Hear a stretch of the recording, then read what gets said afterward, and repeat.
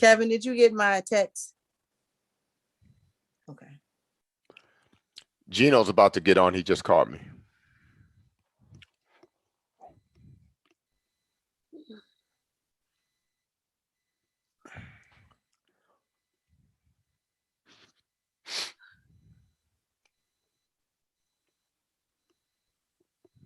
Gary Lee from the Sport Karate History Museum asked me to send his regards. Okay. I let Jimmy Cook know also. Okay, good. I sent out something to Billy Blanks. I didn't know if he got it or not. Okay, guys, we are live actually on YouTube. I haven't started recording yet. Darnice, let me check what you sent me. Okay, yeah, I did get your text about the service. Tony, did you hear that Kenny passed this morning?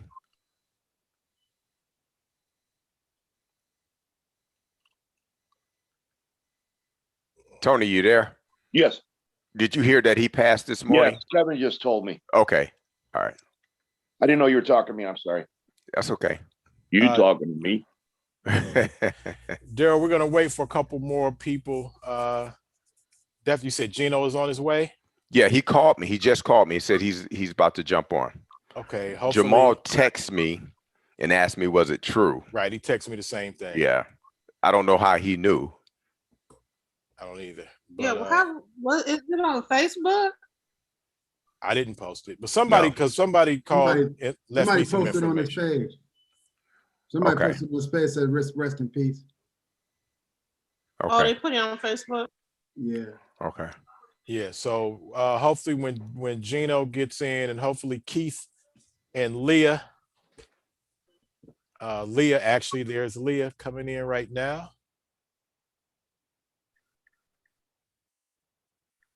There we have the good Dr. Reverend Leah Lewis. Hello, everyone. Leah, as I'm assuming that you know that Kenny passed this morning. You did not know. I was trying to call you. I was trying to give you a call. And just to remind everybody, we are on live on my YouTube channel. I haven't hit record, but we are actually live right now. Yeah, Leah, I tried to, it was this morning, and I was actually, here comes Keith. I was actually on my way to his house to bring him, I was on the way to see him to bring him the belt. Mm-hmm. And I got the call that he had passed. So I continued on my way and made it over there, and got there, called Daryl, came, talked with Justin, and said that we were gonna still do the event. Well, we all know he fought the valiant fight. Yes, indeed he did. Indeed he did. Yeah. Well, all right. And I see Keith, as soon as Gino gets here, we can actually begin some of this. We are expecting a few other people to join us. And when we actually officially begin, I'd ask everybody, unless they're speaking, to mute their mics, especially Kim. Wait a minute. See what I'm saying? Shouldn't be muted. See what I'm saying? Look at that. Oh, you want me to mute it? Not yet. See, first, Kim, it's a listening comprehension issue. Listen, you mute it? No, Kim. Stop. Okay, count to 10. No, I'm saying. Okay. All right. See what I'm saying? Messing around with y'all's Kim Ferguson students. What I said, Kim, what I said, okay, now I'm it's a reason I saved what I'm saying now, because then I'm about to let Melvin in. Oh, okay. Watch your language, Kimmy. I said, oh shoot, I ain't said a bad word. Okay, I might as well wait till Melvin gets in to make this announcement. I'm really waiting for Gino to get here. And everybody that's watching me on my YouTube live, just bear with us. We will begin the event that we are hosting for our grandmaster sensei, our master and grandmaster instructor, Hanshi, Ken Ferguson. But beforehand, for people that are just listening to us or watching us on live on YouTube, I do kind of want to get everybody a heads up that we had planned to have this belt presentation ceremony for Ken. And I do want to let you guys know, yeah, Kim, that's why I told you to go ahead and mute. I do want to let you know that Ken did make transition this morning. But we'll speak a little bit more to that. But so the people that are just kind of watching us gather, some of his black belt students and close friends and family are gathering now. So just bear with us. We're waiting on maybe two more of his students and his master black belt students, because this still will be, as it was intended to be, a belt presentation ceremony to honor his this illustrious achievement, of which we will talk about officially. It is not intended. Okay, this is Gino coming in. It is not intended to be in place of a memorial service for our instructor, our family, our friend, because family and associates will put that information out. And I'm also being told that as information about his service people will be informed. It will also be live streamed. So, but that information has to come. We do have Gino coming in, who just retired officially a couple of days ago from the police force. Detective McCulley took his last official call the other day. Give me a second, guys. I'm going to go on mute for 1 second.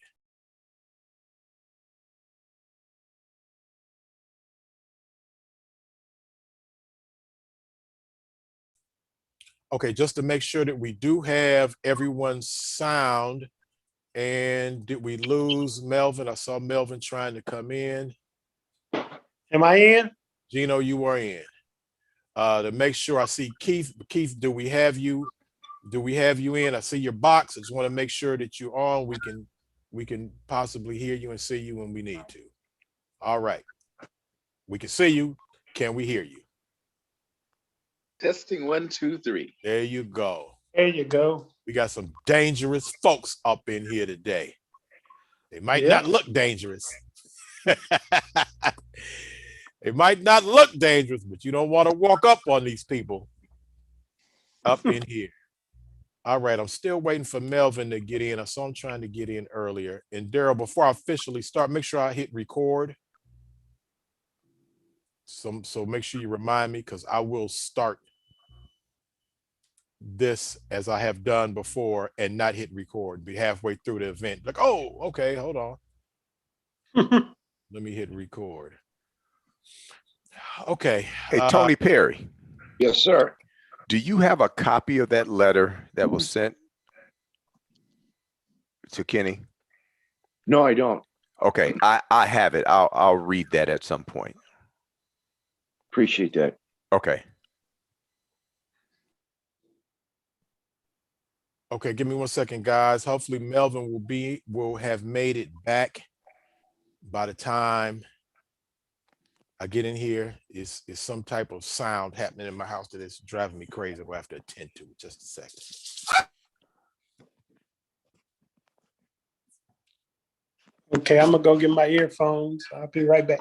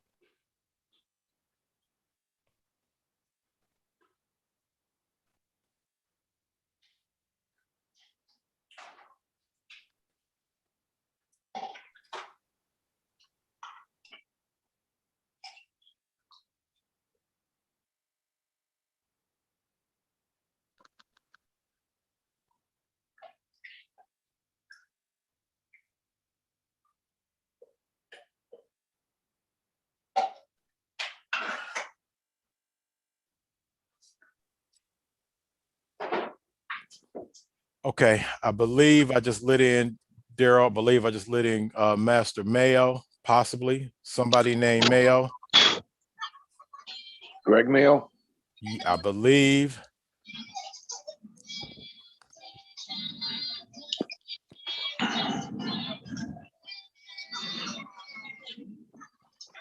He was from Northern Shaolin. Yes. Northern Rim, I believe. As we get ready to start, I have everybody I need here except for Melvin, but hopefully he will join us. And you know what? I will also check. Okay, we have Soke, Patrick Hickey, Hanshi, Soke, Patrick Hickey joining us. Okay, guys, as we begin, I will ask everybody to put their mics on mute until you are speaking. And Daryl, I'm going to go ahead and press record right now to go ahead and get this started. Okay, hold on. Somebody's Gino's phone again. Let me check the chat. All right, I will hit record and officially start this.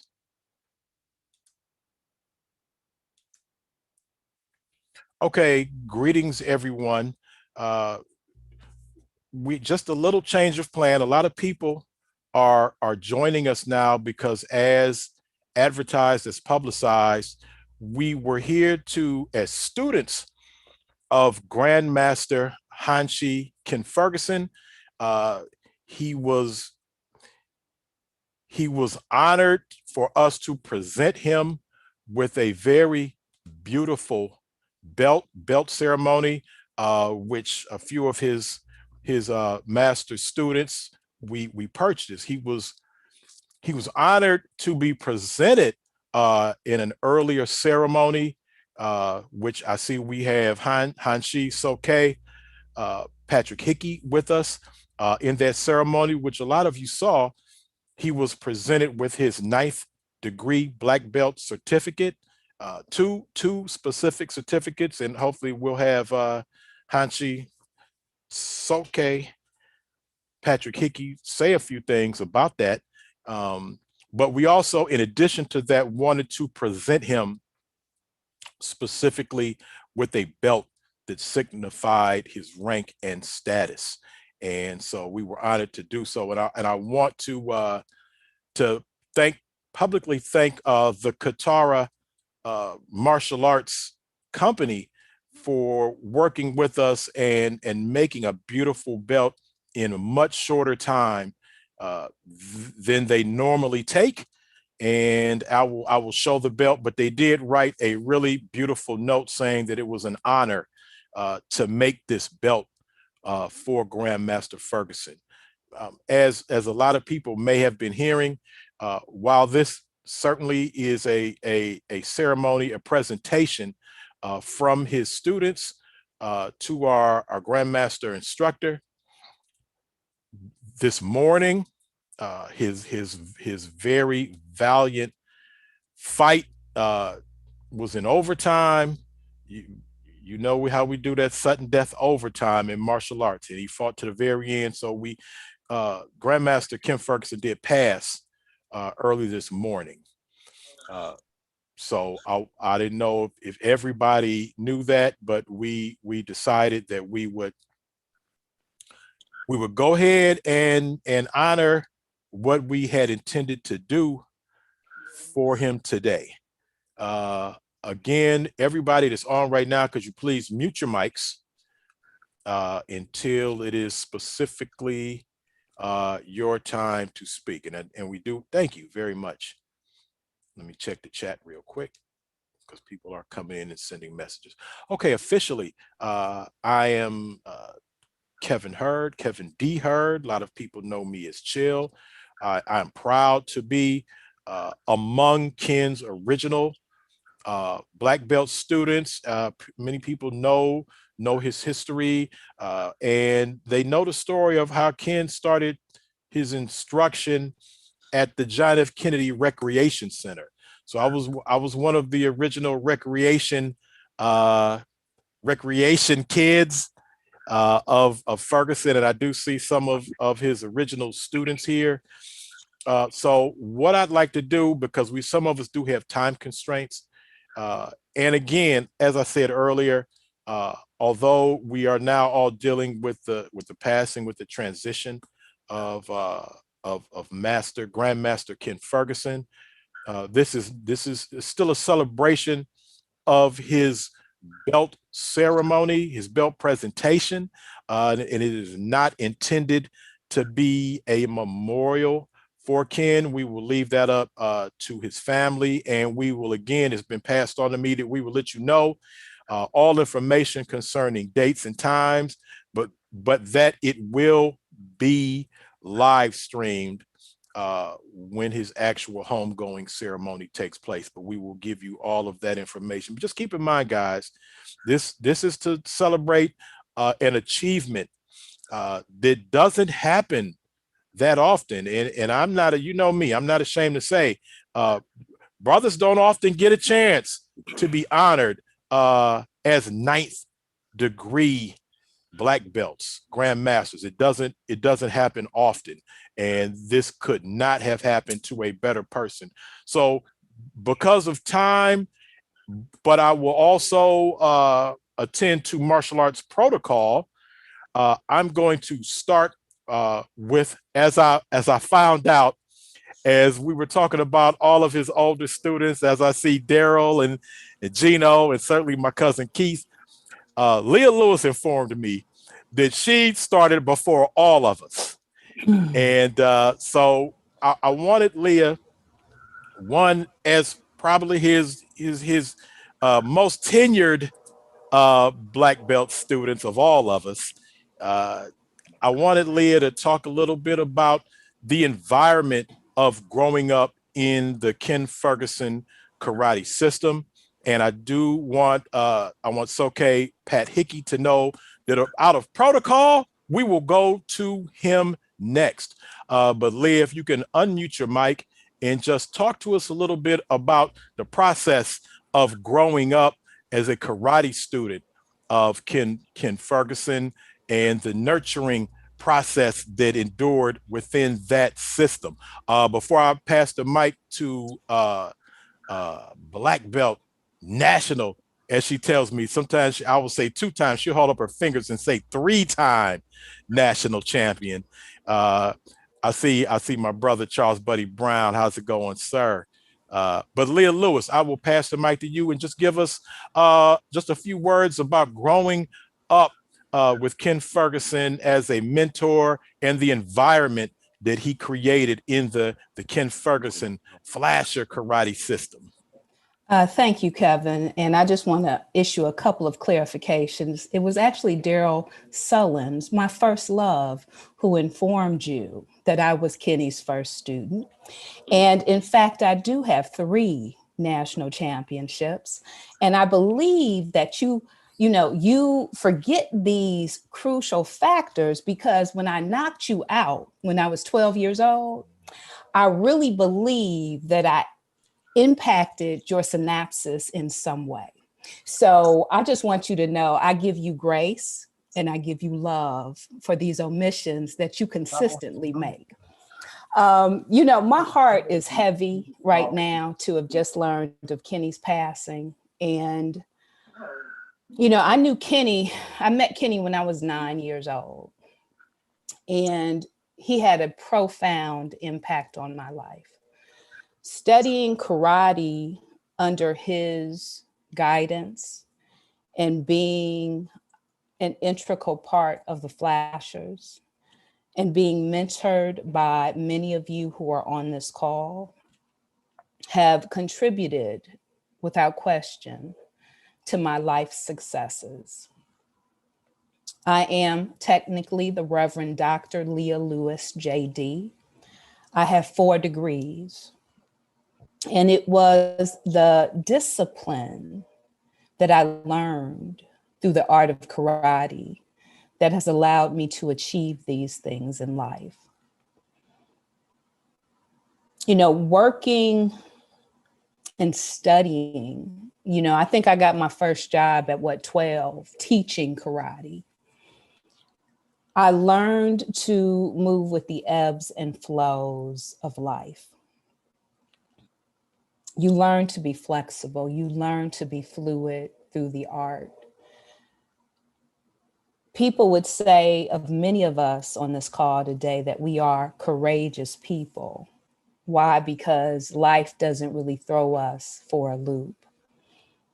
I think it's no wonder that Daryl and Keith and Gino went into the police force and had to confront daunting situations day in and day out, and were able to do it with grace and with power.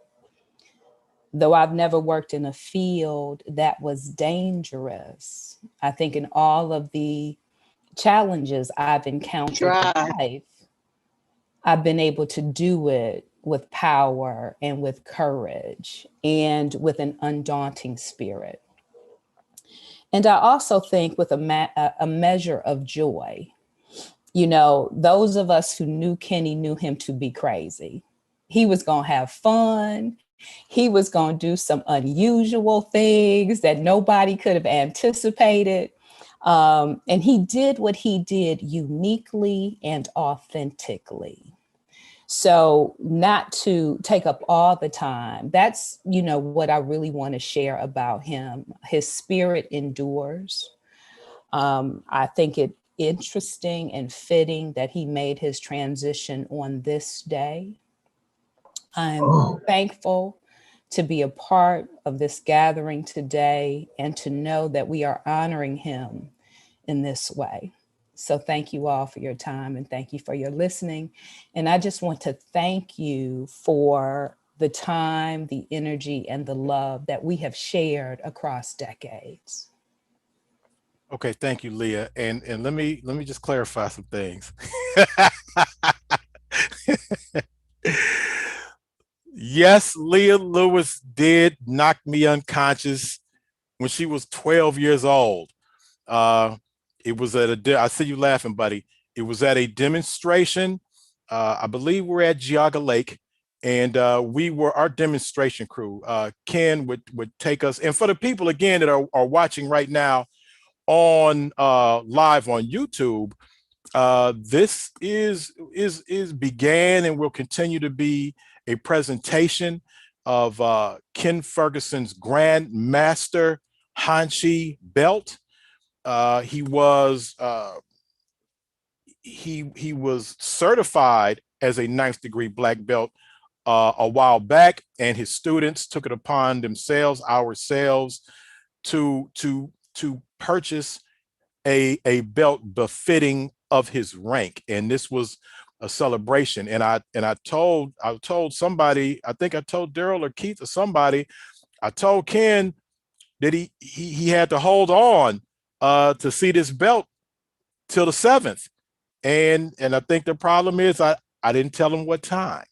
But he definitely held on as long as he could, but we decided we would continue to do this. But for the people who are listening he did make transition this morning, but we will continue to honor him in a way that we had intended, and this is not to be understood to be a memorial for Grandmaster Ken Ferguson. Certainly, we will talk to his family, and that will take place at a time that we will let everyone know. This is a belt ceremony honoring Ken's stature as one of the finest karate instructors, competitors, a karate man, a karate do, who practiced the karate ka, the way of karate do, that many of us ever knew. So we will continue with this ceremony, and we're a little out of sorts, and I have to apologize because we hadn't prepared to do this without Ken today. So some of the structure that we had intended may be kind of fluid, I'll say that. But if Hanshi Soke Patrick Hickey, through protocol, certainly the highest ranking karateka here in the building today, who oversaw Grandmaster Ken's promotion to 9th degree. If Hanshi Soke Patrick Hickey, certainly someone that we all knew growing up, because Lee, I was 3-time national champion right with you. And I'll address you knocking me unconscious at a later date. But Daryl and them, it was videotaped. That was the worst part about it. And they watched it over and over in slow motion. It was ridiculous. Anyway, I will mute my mic, and we will let the most senior black belt in the building, Hanshi Soke Patrick Hickey, say a few words about Ken, the martial artist, and his promotion to the rank that was bestowed upon him, and the presentation of his belt today. Sensei Soke Hanshi Patrick Hickey.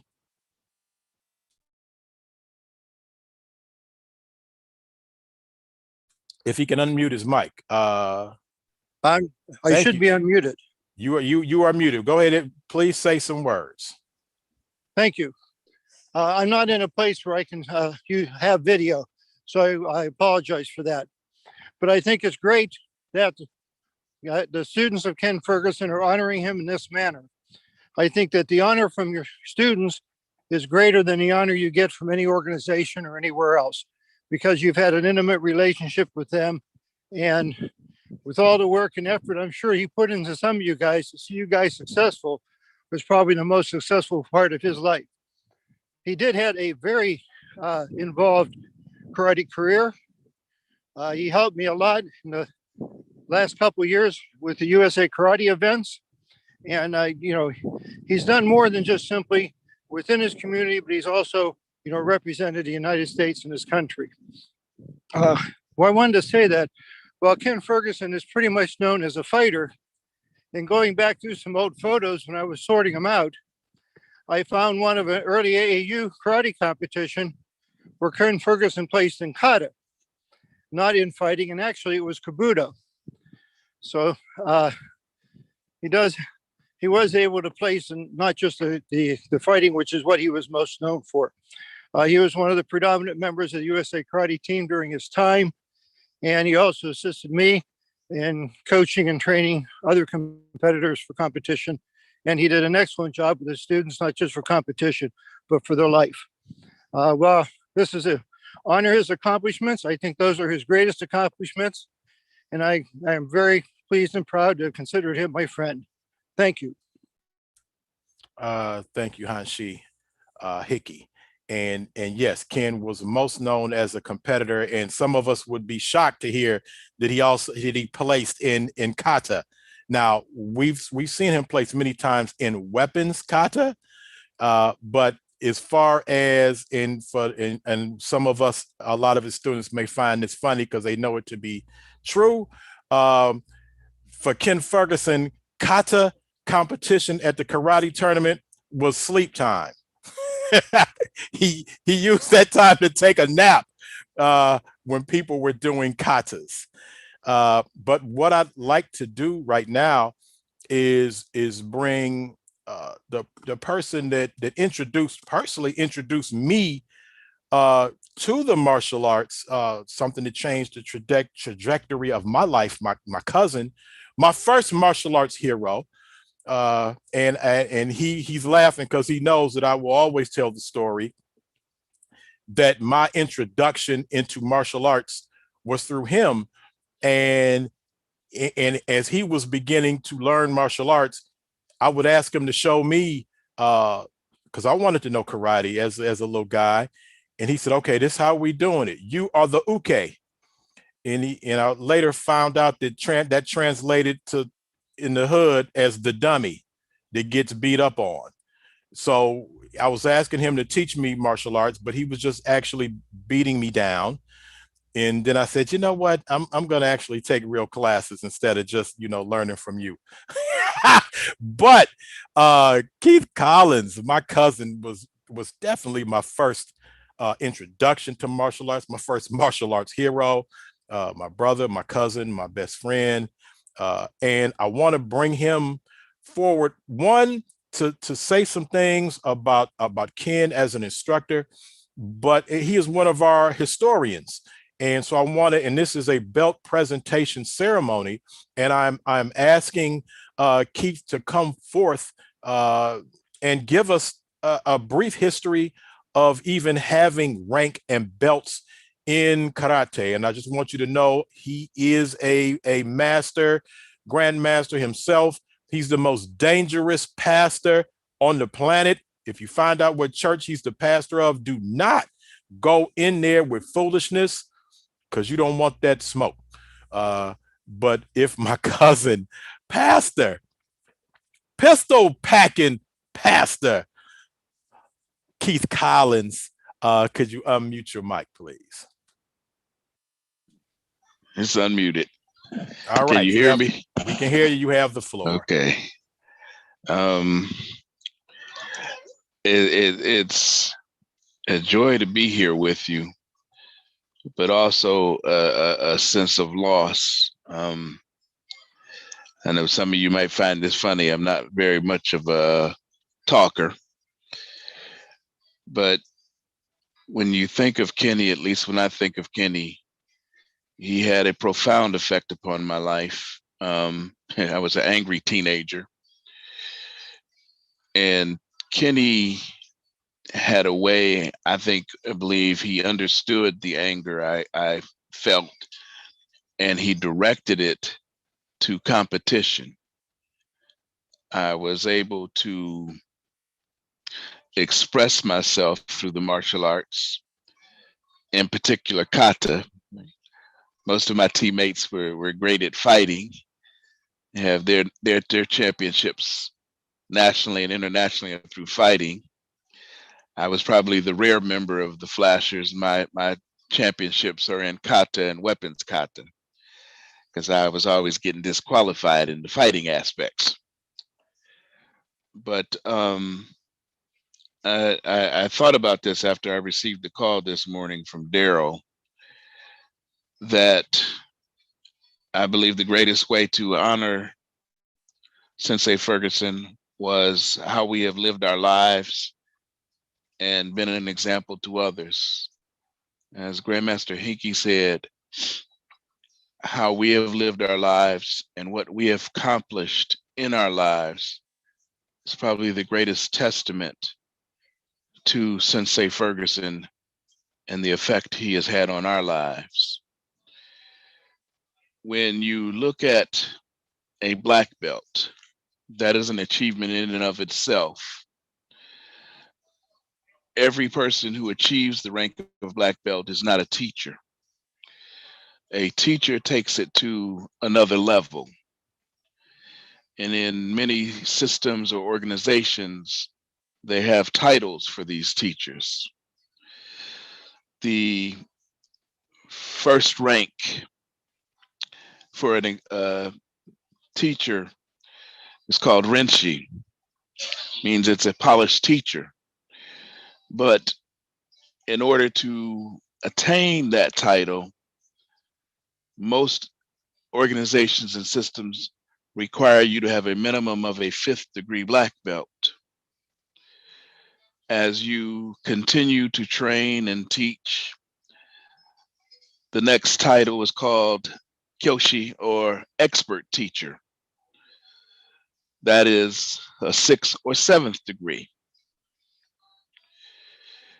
When you earn the title of Hanshi, you are an exemplary teacher. The English equivalent would be professor. And the minimum ranking to earn the title of Hanshi is an 8th degree black belt. If there were, and there is, Grandmaster Ferguson, you could say, is Soke of his system. And we are the students and descendants of that system. We have not only excelled in the martial arts, but in life itself. Many of us have gone on to become teachers, motivational speakers and teachers. And Sensei Ferguson had a lot to do with that. Wow, I'm seriously getting choked up here.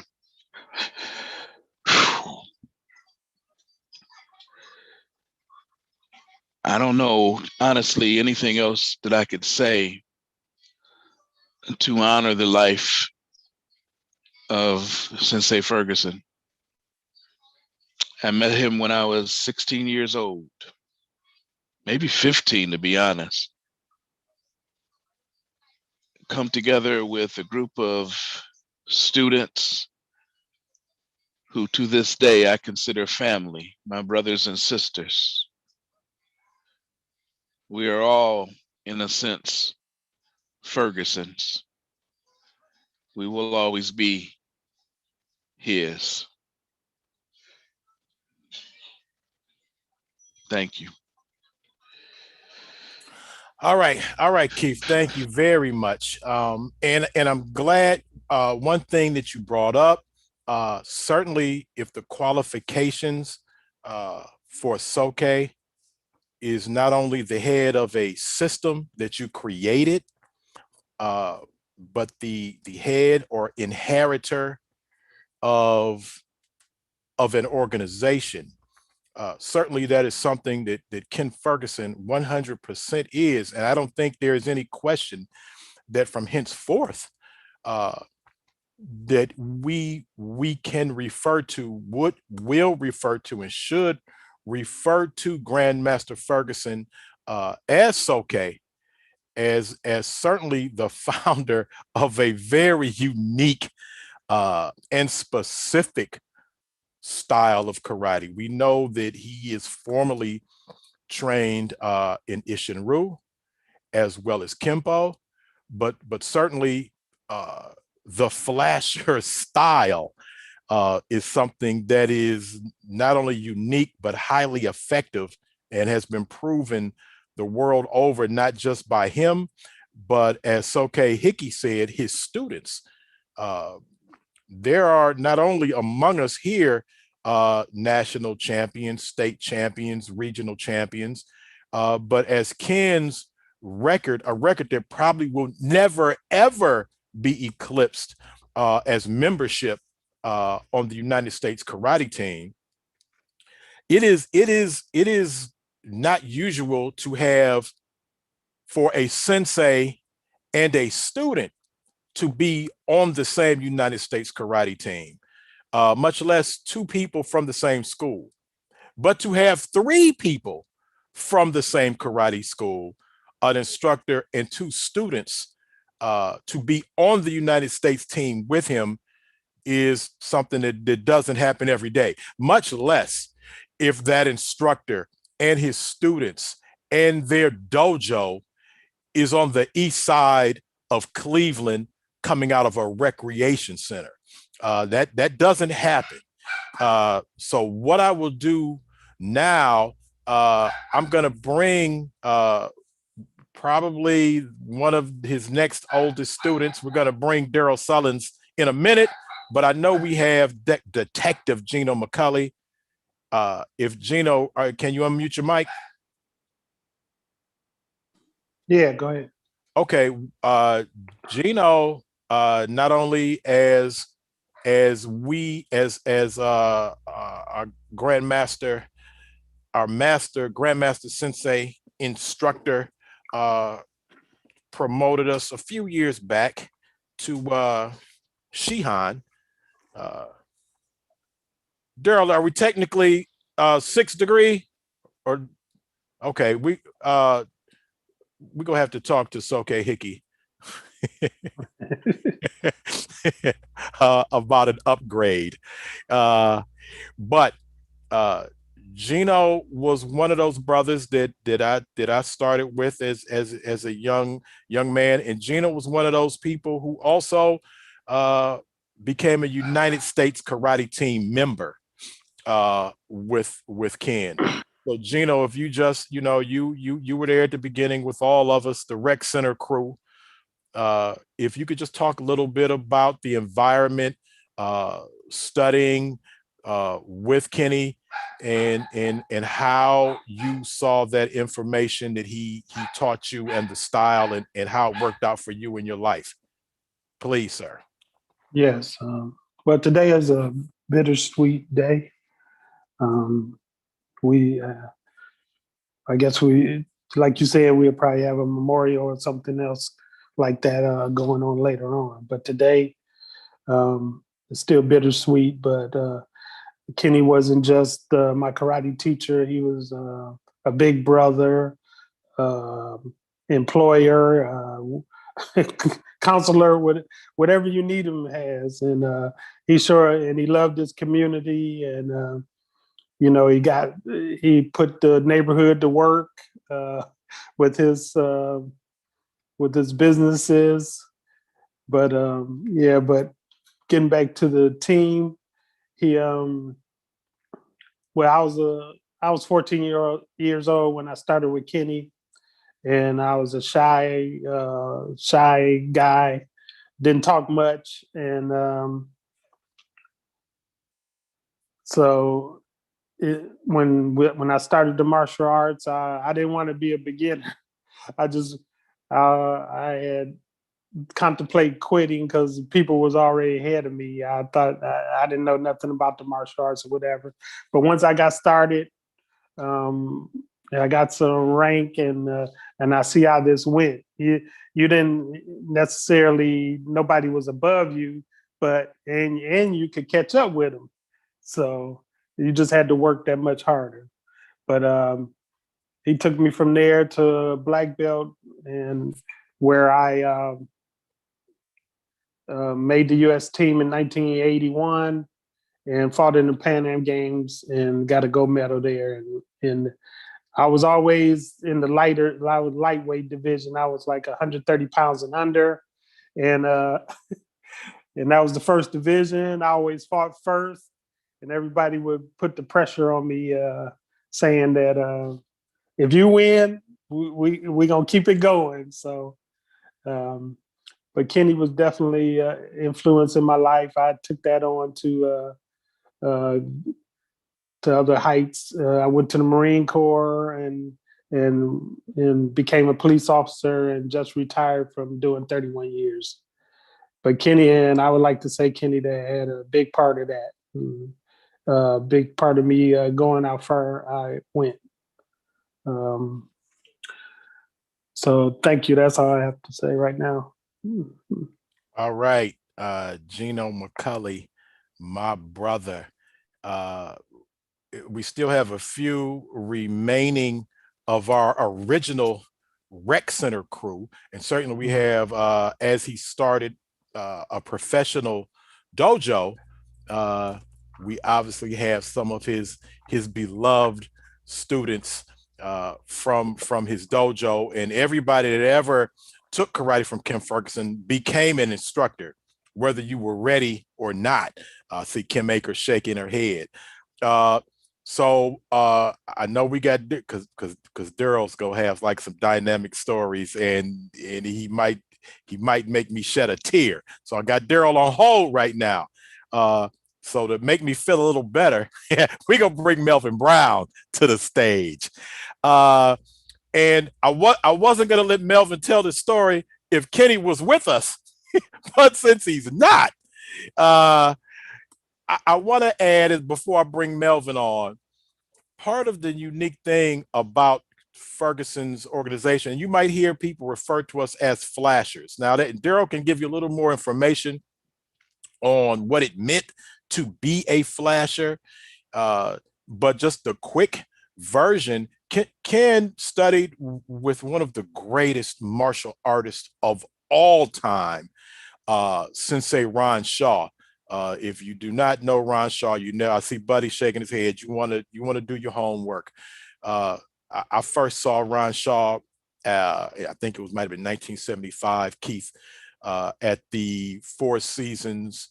It was the Four Seasons. It was one of the premier tournaments in the country. On that day, Ron Shaw won black belt open hand kata. He won weapons kata. He won black belt lightweight, and defeating the likes of greats, Eddie, Monster Man, Eddie Everett, John Smiley Lee. He also won black belt grand champion. So he walked away with every available black belt trophy that was offered that day. And I remember going to get Ron Shaw's autograph as a white belt, and later to find out that Ron Shaw was the instructor of Ken Ferguson, one of his early instructors, certainly probably the one that most committed the attitude of winning that carried on to us. Because once you see your instructor go and beat down everybody, you know, you feel that you can do the same thing. And that's one of the things that Ferg passed on to us. But because Kent State is the home of the Golden Flashes, Kent State stand up. That the sports team are known as the Flashers. They're the Golden Flashers. And he had flashers on the side of his gi pants, his karate pants. Okay, you know, Ken, you know, a couple times watching a couple rough and tumble karate matches, some of the letters were missing, and it just said Flash. And they called him Flash because that's what it said on the side of his gi pants. Not that because he named himself that. Now, he was a Flash as far as his fighting style. He was ferocious. So he became Flash, and his students, not all of his students, his top students, the ones that went out and beat people down, became the Flashers. So when you hear people say the Flashers, I just wanted to give you a little thing. But what was unique is that Ken would take other students from other schools as they would leave their school for whatever reason. They would come to his school. But to join the Flashers, it wasn't like you just came and signed up like you came to another karate school and, you know, you filled out a form. No. It was a thing called the gauntlet for any new student that came from somewhere else that wanted to become a Flasher. First, we would have to vote on whether this person, the students, the Flashers themselves, the competition elite crew would have to vote if the person would be accepted. Not just a vote, that they would have to go through this thing called the gauntlet.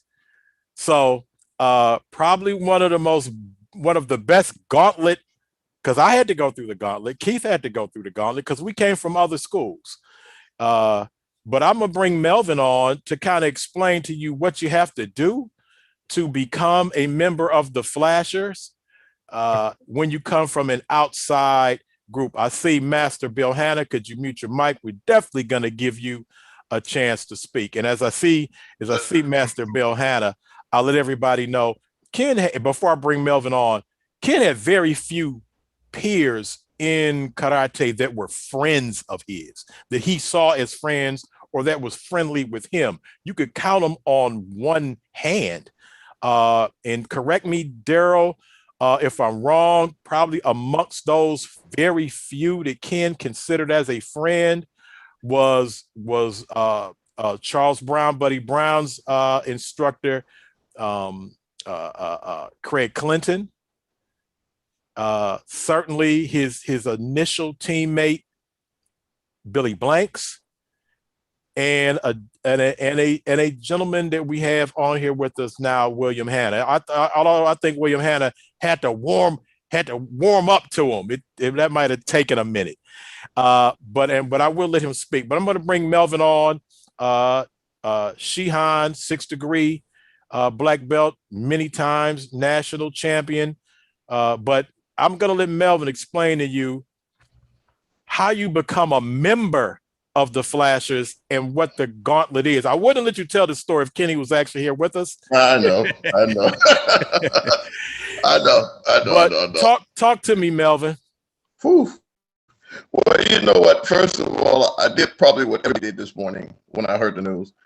I went in the room and I started crying like a big old baby. For me, you meet a lot of people in your life. Okay, hold on, Melvin, real quick. I don't want to interrupt, but I think you were in the Hilton or something, but you may have to get closer to the Wi-Fi. I don't know if you at the Hilton. No, I'm not. Can you hear me? Yes, now that is much better. Go ahead. Okay. But anyway, there. Oh, now it starts acting up, but we'll work through it, Melvin. Go ahead. Okay, you come in contact with a lot of people in your life, but there are very few people who impact your life. Kenny did that. I was at other school, as you know, I was at Cleveland Academy. And I met you guys before that, competing at tournaments. We got some stories to tell, but I'm not going to tell all of them. We know about Keith's story. I'm not going to go that one. But you know what, Melvin? Because I want people to actually hear you. And it's funny because when I interact with you, now you sound fine. But when you're telling, it's a little choppy. So, okay, say something now because I want people. Hello. Okay, now you sound fine. So okay. I'm gonna mute and we'll see how this works out. Okay, now. But anyway, I always saw Kenny. Okay, we can't do this, Melvin, because again, I don't know what this is. Melvin, you need some high-tech equipment. Daryl's laughing because Melvin, when I'm talking to you, you're fine in interacting like this. But as soon as you begin to tell your story, it's like super choppy. Let me see if I go to another room. I'm not at the Hilton. Okay, as you go, we're gonna go to somebody else. Okay. And we're gonna come back.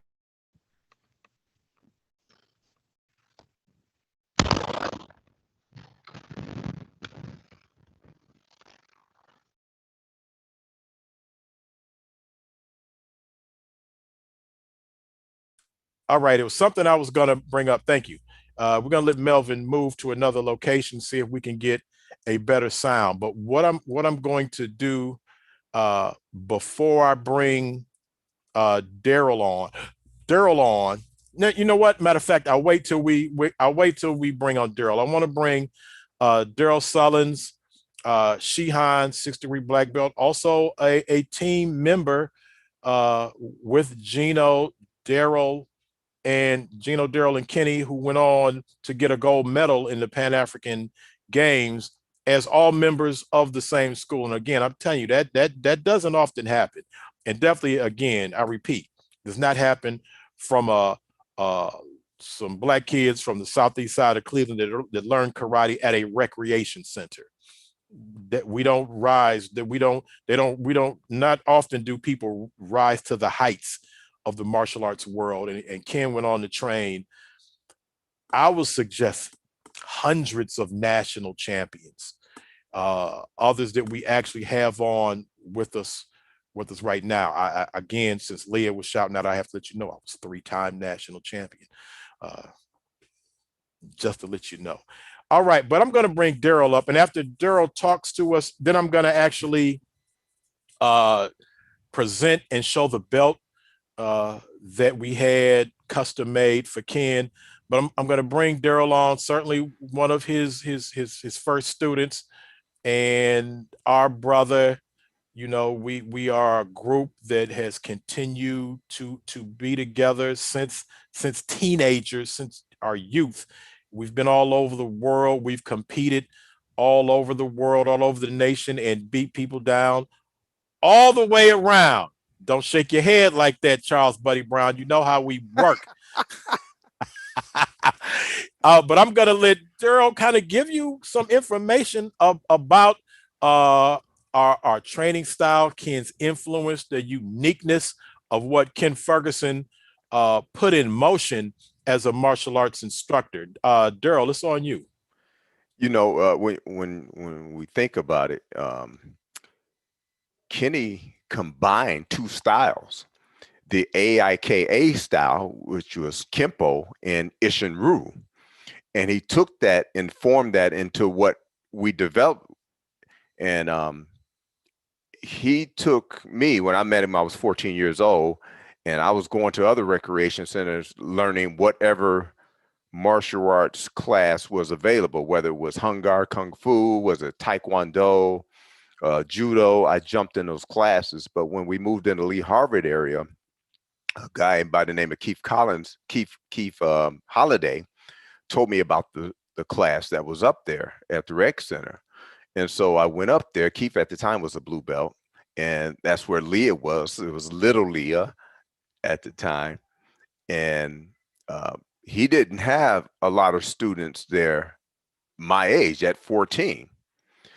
And so when you talk about the gauntlet, I went through that every day with Kenny. I was a person that didn't talk to a lot of people. I had a low self-image, not a lot of confidence. And then once I started up there, I told Gino about it, and reluctantly he came because he said, man, I'm not going to be up there with all those yellow belts and blue belts, and I'm a white belt. And so he came. And so what Kenny instilled in us, and a lot of people don't realize this, it was beyond karate. To take us from the neighborhood and the surrounding municipalities and bring us together, and for us to travel and for us to achieve and use that beyond karate was phenomenal. And like he said, for us, I mean, we made the team, Gino, Kenny, and myself, and we won in there. And Melvin was an alternate, you know. To do that was phenomenal. But the thing that made us, I think, excel is not just the techniques. It was the attitude and the confidence that he instilled in us. I'll tell you a funny story. I remember one time I asked Kenny, I said, Kenny, how come we don't learn a lot of the Japanese culture and customs and stuff? And he started rubbing his nose. He said, you don't know your own culture. Why I'm going to teach you Japanese culture? But that's the way, that's Kenny, you know? And then I looked at him, I was like, don't know it, huh? And he just started laughing. But that's Kenny. He gives it to you straight. And I heard him tell a guy before, and he said, told Kenny, said, you didn't teach us like you taught them. He said, I didn't teach them. They watched what I was doing and they did it, and they practiced. And we used to have practices after the practice. And Kevin and Melvin, I'll say, was the technique smiths. They looked at things and developed things, and we tried them, and they worked for us. And to take people from the kids from the community and give them and instill in something a confidence, that esprit de corps. And I want to say before I go on that I love you guys. You know why I'm still here. And to hear Kenny tell us that he loved us, you know, and he wasn't my father, but he became somebody in our lives that instilled in the martial arts that we can carry on. And we have a responsibility. If you're Kenny's student, you have a responsibility to carry this on. And those that's on here that didn't know, he passed away this morning. And this is, when they said OT, sudden death overtime, that means you strike the first punch. Well, Kenny went overtime. He was given 6 weeks to live back in October, end of October, something like that. And he fought. He gets no trophy here for that, but he gets a crown in heaven. And what he instilled in us and directed us and gave us the confidence, we have to carry that on. And so, later on, if we can have Anthony Perry speak, because there's a letter that I'll read, but I'll let him speak to why he sent the letter, if we can do that later on. And for him to be the glue that brought all of us together, I say is phenomenal. And if I'm willing to bet, guys, that what he did as far as competing and being a member of the United States Pan American team, the world team, the Costa Rican team, from a span of, I think, 74, 75 to 94, something like that, that has to be a world record. That has to be in the Guinness in what he did. So with that, is with hearts heavy, we're here today, not only just to honor him, but to let everybody know that he has a special place in our hearts, and what he did, by him coming in the locker room after the first time I went up there, after he just beat me down and told me that I will be good if I continue to practice. I had never had any man tell me that before. And that's what propelled me to achieve my achievements. But thank you, and thank you for letting me have the stage to share that. And I appreciate you all for coming on, that to be a part of someone who's dear in our life. All right, thank you, Daryl. And I want to just to kind of give some information about some of the things that Daryl said when he said that mostly what Ken trained us, although we became under Ken, we became easily the most successful karate school probably in the nation that didn't even have a school.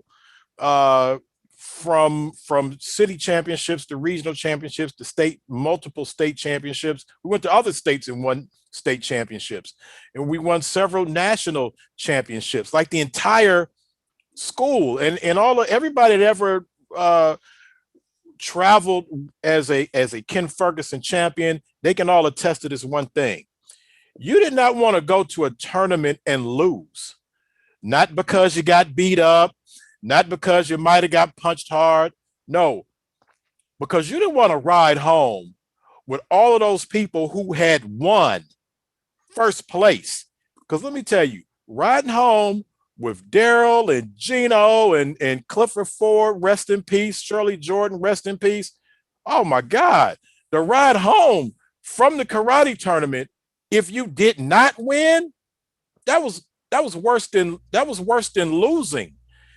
Because everybody won, and we expected each other to win. We held each other to that regard that you had to win. And people would say, "All right, thank you, Soke Hickey. We gonna talk to you about those promotions." But anyhow, I'm glad you could. I'm glad you could join us.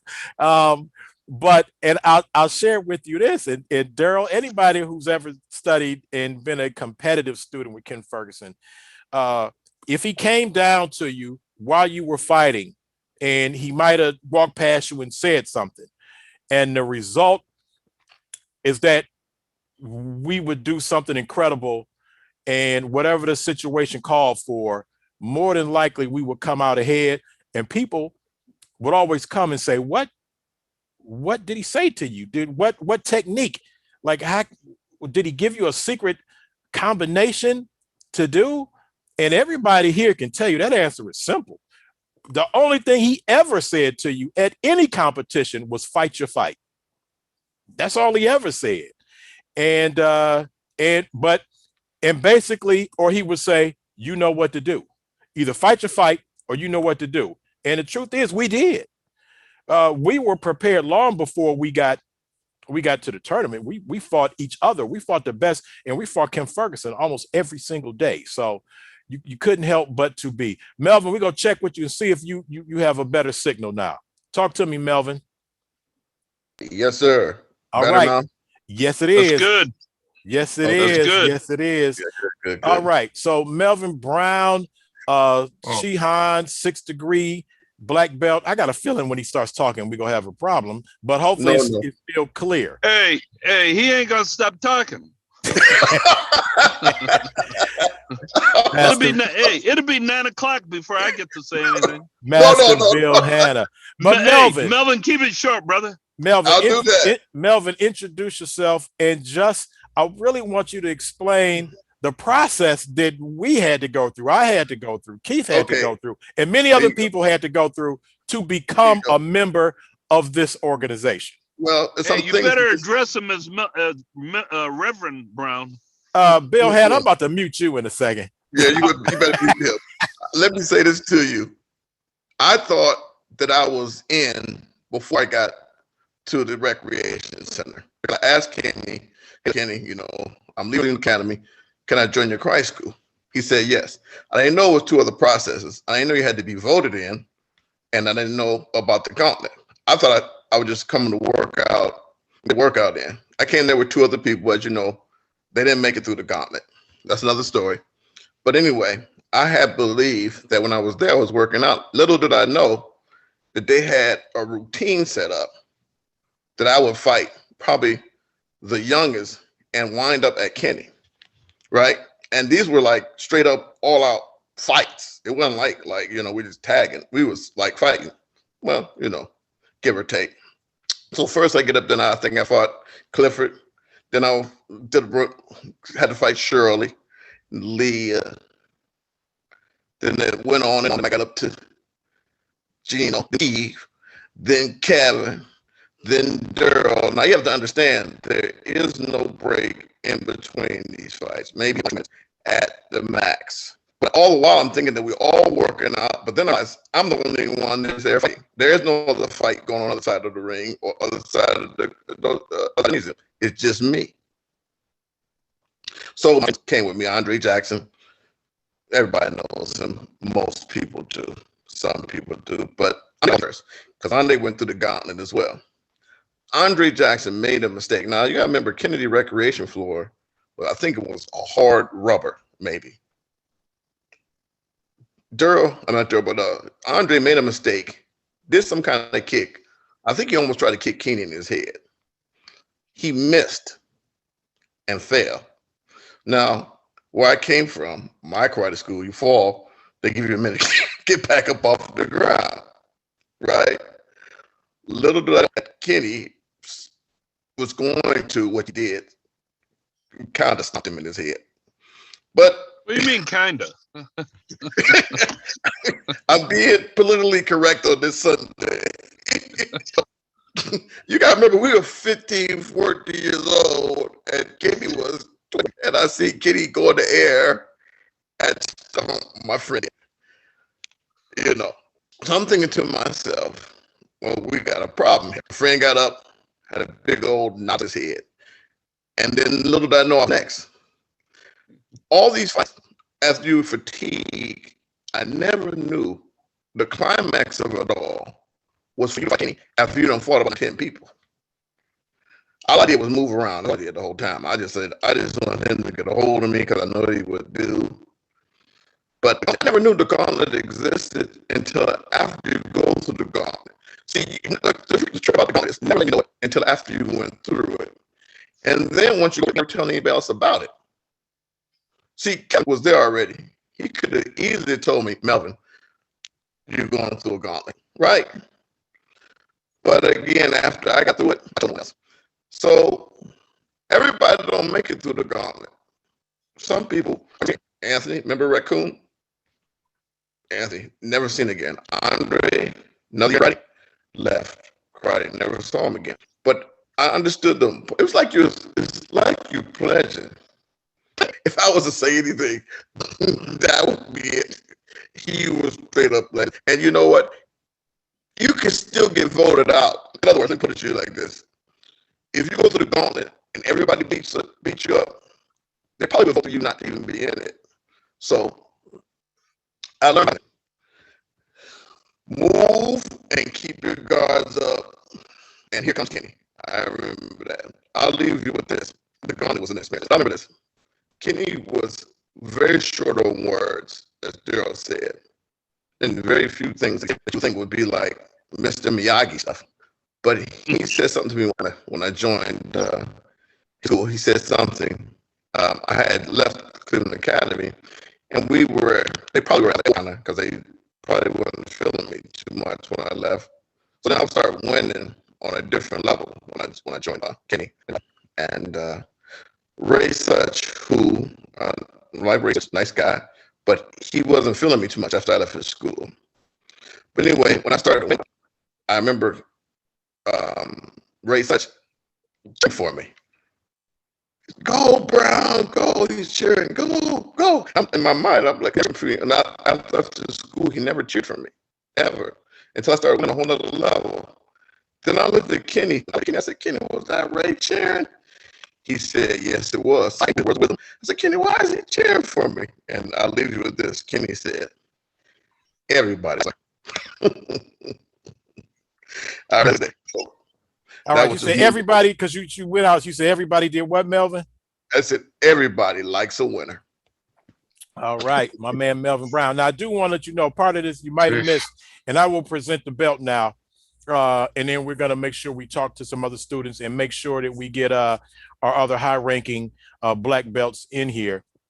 But one thing I want everybody to know, what Melvin said, and I don't know what school everybody else went to, but at our school, if you fell on the ground during a match, yeah, that's what's gonna happen. You're gonna get stomped on.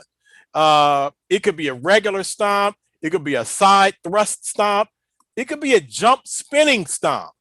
So the key is don't fall. Stay off the ground, because you will, and because I've done that technique many times. But what I want to do right now, before we bring on some of his other students, other black belt students, and other high-ranking black belts, we will attend to the highest ranking black belts that are with us to say something about Ken. What I'm going to do right now is show you this beautiful belt. I never even had it unwrapped. That was made, custom made by Kataro. And again, they did such a wonderful job under the circumstances. They even left a note when I told them who it was for and that we really needed this belt as soon as possible. The belt maker, for my Kill Bill fans out there, it's like Hattori Hanzo signing your sword. The belt maker left a note and it says, "Hi, it was an honor to make this belt with respect," and they signed it. And you see the actual Japanese seal on here. So I want to, this is my first time actually opening this. And I will remove the note that the belt maker gave. Nice little ribbon that they gave. So this is a Grandmaster's belt. And Keith, that is correct. Now this belt also has satin trim in black as well as gold. So what this belt says on one side is Ken Ferguson, and what it says on the other side is Grandmaster. What we will do, we will have a place of honor for this belt. We will make sure that this belt will be displayed in its proper significance, and we'll keep you informed on the placement of this, man. And I wish you guys could actually see it. Hopefully you will see it somewhere, because it's trimmed in satin, black satin and gold satin.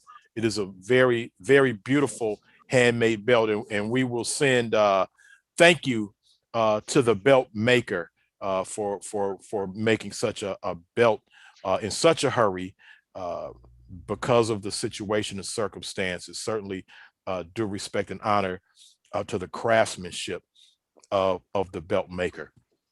I do have a few high-ranking black belts, and I know that Master Bill Hanna is here. Like I said, Ken didn't have a lot of friends among his black belt peers. Yes. For whatever reason, I'm not sure. His students loved him. He didn't talk to a lot of other competitors. He talked to a few. But this gentleman is certainly one of them. Master Bill Hanna, please take the floor and say what you need to. First of all, my deepest sympathy to all the lives that Kenny touched. And he touched many, many lives. What is this testament is he was really a role model in the martial arts community, because he wasn't trying to get rich. He was only trying to make people good. Now, you guys fought him in class. That don't count. I fought him in the ring. And all I can ever remember is ho, ho, hey, hey, and you better get ready, because it was on. Now, Kenny beat me a lot, many more times than I ever got close to beating him. Kenny was an inspiration to all. Now, the first time I saw Kenny fight, he did one of those jump back spinning kicks and kicked some dude in the head that was laying down. I said, man, look at that. That dude stumped that dude. Like, he's laying down. It was unbelievable. Kenny had to be designed along with the $6 million man. He had the longest arms. I got the picture. And so he's scratching his knees without bending over. I got completely extended, and it looked like I was still a one of a kind. It'll be another 100 years, if somebody else like Kenny comes along. Kenny and I, Melvin, I've seen Melvin often on probably the last 2 years. All we do is tell stories. Kenny, probably about 5-6 years ago, saw me and said, hey, Hannah, what's going on? I said, hey, Kenny. He said, are you still doing it? I said, yeah, I'm still doing it. I said, in fact, I got a school around the corner. He said, you like balls? I said, yeah. So 6 years ago, that put me at 65. And I think Kenny was 4 years younger than me. Would have been him at 61. He said, do they fight? I said, yeah. I said, you want the following Monday, I brought a student with him, and all we did was get down. Now, I was old enough then to know I shouldn't get back in the ring with Kenny. Kenny was. All right, Bill, you starting to break up now. You got Melvin Brown Wi-Fi. I love you all. Chino, Kevin Hurd, and Stones. I saw you guys fight as boats. You could have just about a black belt. Those All right, Bill Hanna, I don't know what you said at the end, yeah. but I'm Well, sure hey, what you said that we were can good. you hear me any better now? Yeah, you said what now? Can you hear me any better now? I give that. Okay, hey, peace. Peace, bro. Again, I want to show you. Yeah. I am in. Oh, Yes, can we hear you now. We can hear you. Kevin. Yes, sir. I hear you. Kevin, can you hear me? Yes, I can. Yes. Yes. Okay, Bill Hanna, you about to get on mute, Master Bill Hanna. And we're gonna move along to Buddy Brown. Can you hear me now? I'm hearing you to tell Can you. You hear me now? I'm hearing you to tell you about to go on mute. I think he has a paper cup and a string. Okay, he's on mute. You're on mute, bro. You're on mute, sir. All right, Charles Buddy Brown. This is a brother that we've seen coming up from the earliest divisions. He's been a competitor against us. One of the few people that was friendly enough that we would actually talk to. It also helped that where I was at. that his. Can you hear me now? Man, yes, you on mute, Bill Hanna. You're done, sir. Yeah. Okay. If Bill Hanna come back on and say, "Can you hear me now?" We gonna go over there and we go have a gauntlet. Not you. Bill Hanna. Yeah, I don't think so. Man, Bill Hanna, you done, sir? I got the sound turned up. Goodness. See, the thing is, I keep muting him. He keeps unmuting himself. So I can't even hear him. No. Okay, I'm gonna unmute Before Bill I could Hanna hear again. him. Bill Hanna, can you hear me, sir? Okay, I'm muting him. This cracks me up about Zoom. I don't know why people keep unmuting themselves when they know that we couldn't possibly still be talking to him. Here we go.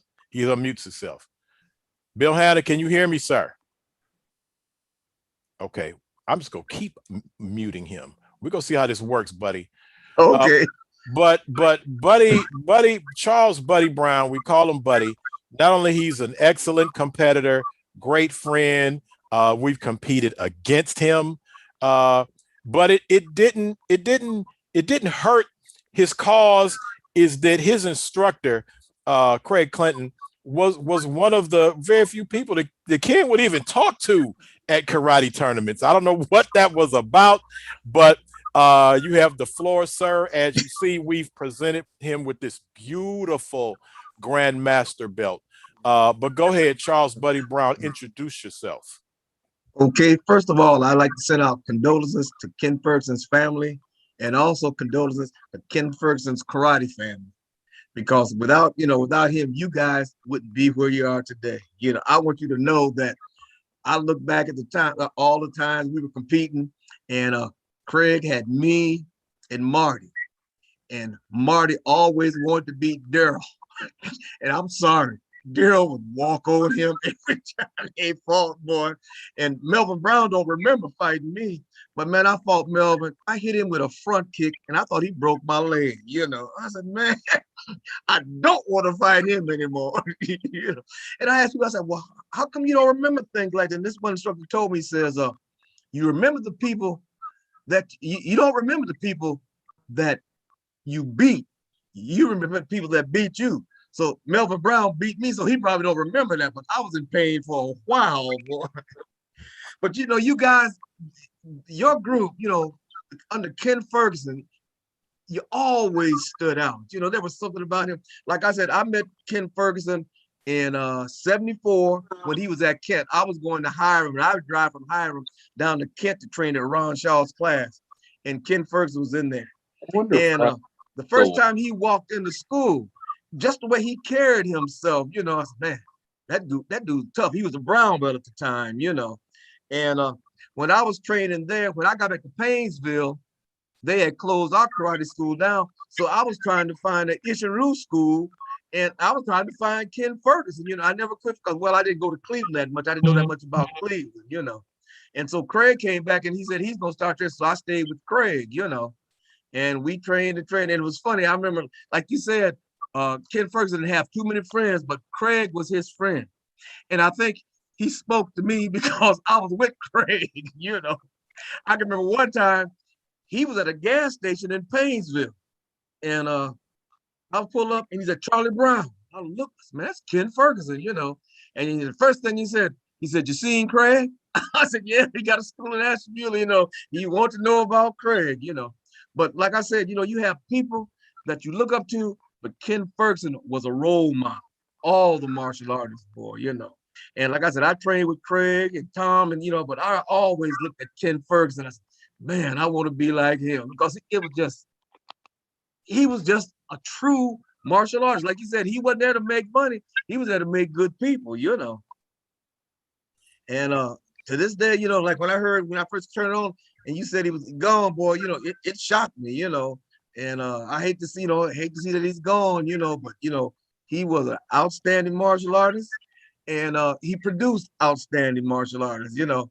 And all I can say is I'm glad that you guys have friended me, and we older men. Now I ain't gonna say old men. Well, put it where you want to, but you know, I always respect you, and I was glad to be, you know, I was associated with you guys and your Ken Ferguson's karate club. All right, we appreciate you, buddy.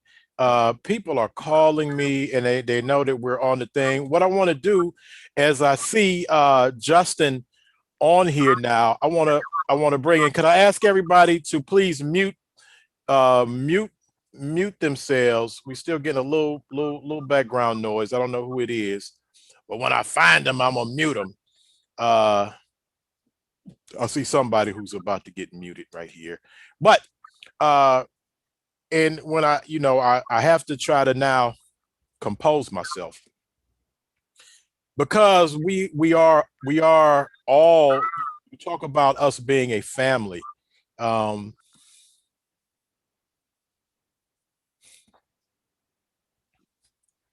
You know, I tell people I remember Justin Ferguson when he was born, and to see the man that he has grown up to be, I'm proud. A fine martial artist, black belt, national champion. Unlike myself and his aunt Leah, he was two-time national champion. Kevin, yes. don't start, Kevin. But since I see Justin on here, I just want to give Justin the opportunity to just to say whatever it is that he wants about his dad. And he did not get a chance to see the Grandmaster's belt that we had made for his dad. And I talked to Justin often, was with him today when we saw his dad take his final ride away from us. But Justin, go ahead and take the floor, sir, and just say whatever you want to say about your dad or whatever's on your heart. First and foremost, I want to thank you, Kevin, Daryl, Melvin, everyone else that's on the call. From the bottom of my heart, I'd like to thank you guys on behalf of my family, my father. All the presentations you guys have done thus far has been greatly appreciated. Okay. My aunts, my uncles, children, cousins, grandmother. We really appreciate all the support that's been given to my father the last year. He's been battling cancer for the last year, fought really hard, which I'm sure no one's surprised in that. And he loved everyone that's on this Zoom meeting. Quite naturally, I've known most of you since I was born. We are a family. I talk to a lot of you guys on a regular basis. And you know, I just want to express gratitude today. You know, I know we're sad. We'll miss him. But he definitely wants everyone to live life to the fullest. Live your life to the fullest. He was very positive in the last couple days. Still was trying to work, still was trying to fight, still was trying to get things done. And just was positive. And I just want to express gratitude on behalf of my family. That's it. So thank you. Justin, I do want to tell a quick Justin Ferguson story. Let's see if I can do this quickly, just to show the kind of fighter, competitor that Justin Ferguson was. And this was long after Justin, his competition days had long gone past. And he was at a tournament in Akron, and he said, I want my son, Nicholas Ferguson, I want my son to see me fight. He's never seen me fight in a tournament before. And so he said, I think I want to fight, but I don't even have a gi. I said, okay, well, I was going to referee that day. And I said, Justin, you can use my gi. And of course, my gi was like 10 sizes larger than he was. But, you know, as we do, we took a quick survey of the competition. And I said, Justin, I scouted all the black belts here. This is going to be easy work. I believe they were giving away $500 for black belt champion. I said, Justin, this is an easy $500 for you, even if you have not worked out in years. And you still have the technique, and you still who you are. So he went to change clothes, and then in walks like world champion. And I found out that the world champion was on his way to a world championship in Hawaii or something, but didn't go and came to the tournament. And I said, is that, and I'd recognize that dude. I saw this guy fighting at the Arnold Schwarzenegger Classic. This dude was phenomenal.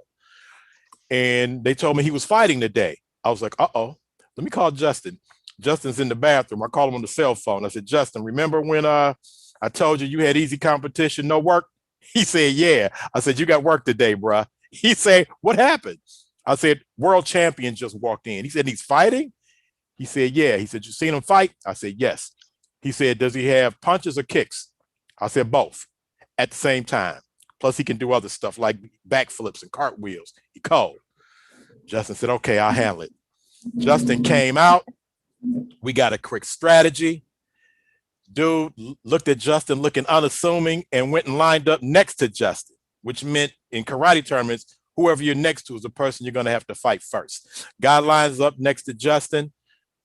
Like he chose like Justin as the easy fight, walked away from another one of our students and walked next to Justin. Like this is the scrub that I'm going to fight.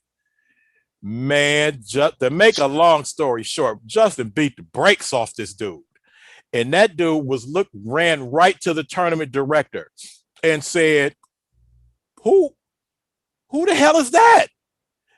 And he said, oh, that's Ken Ferguson's son.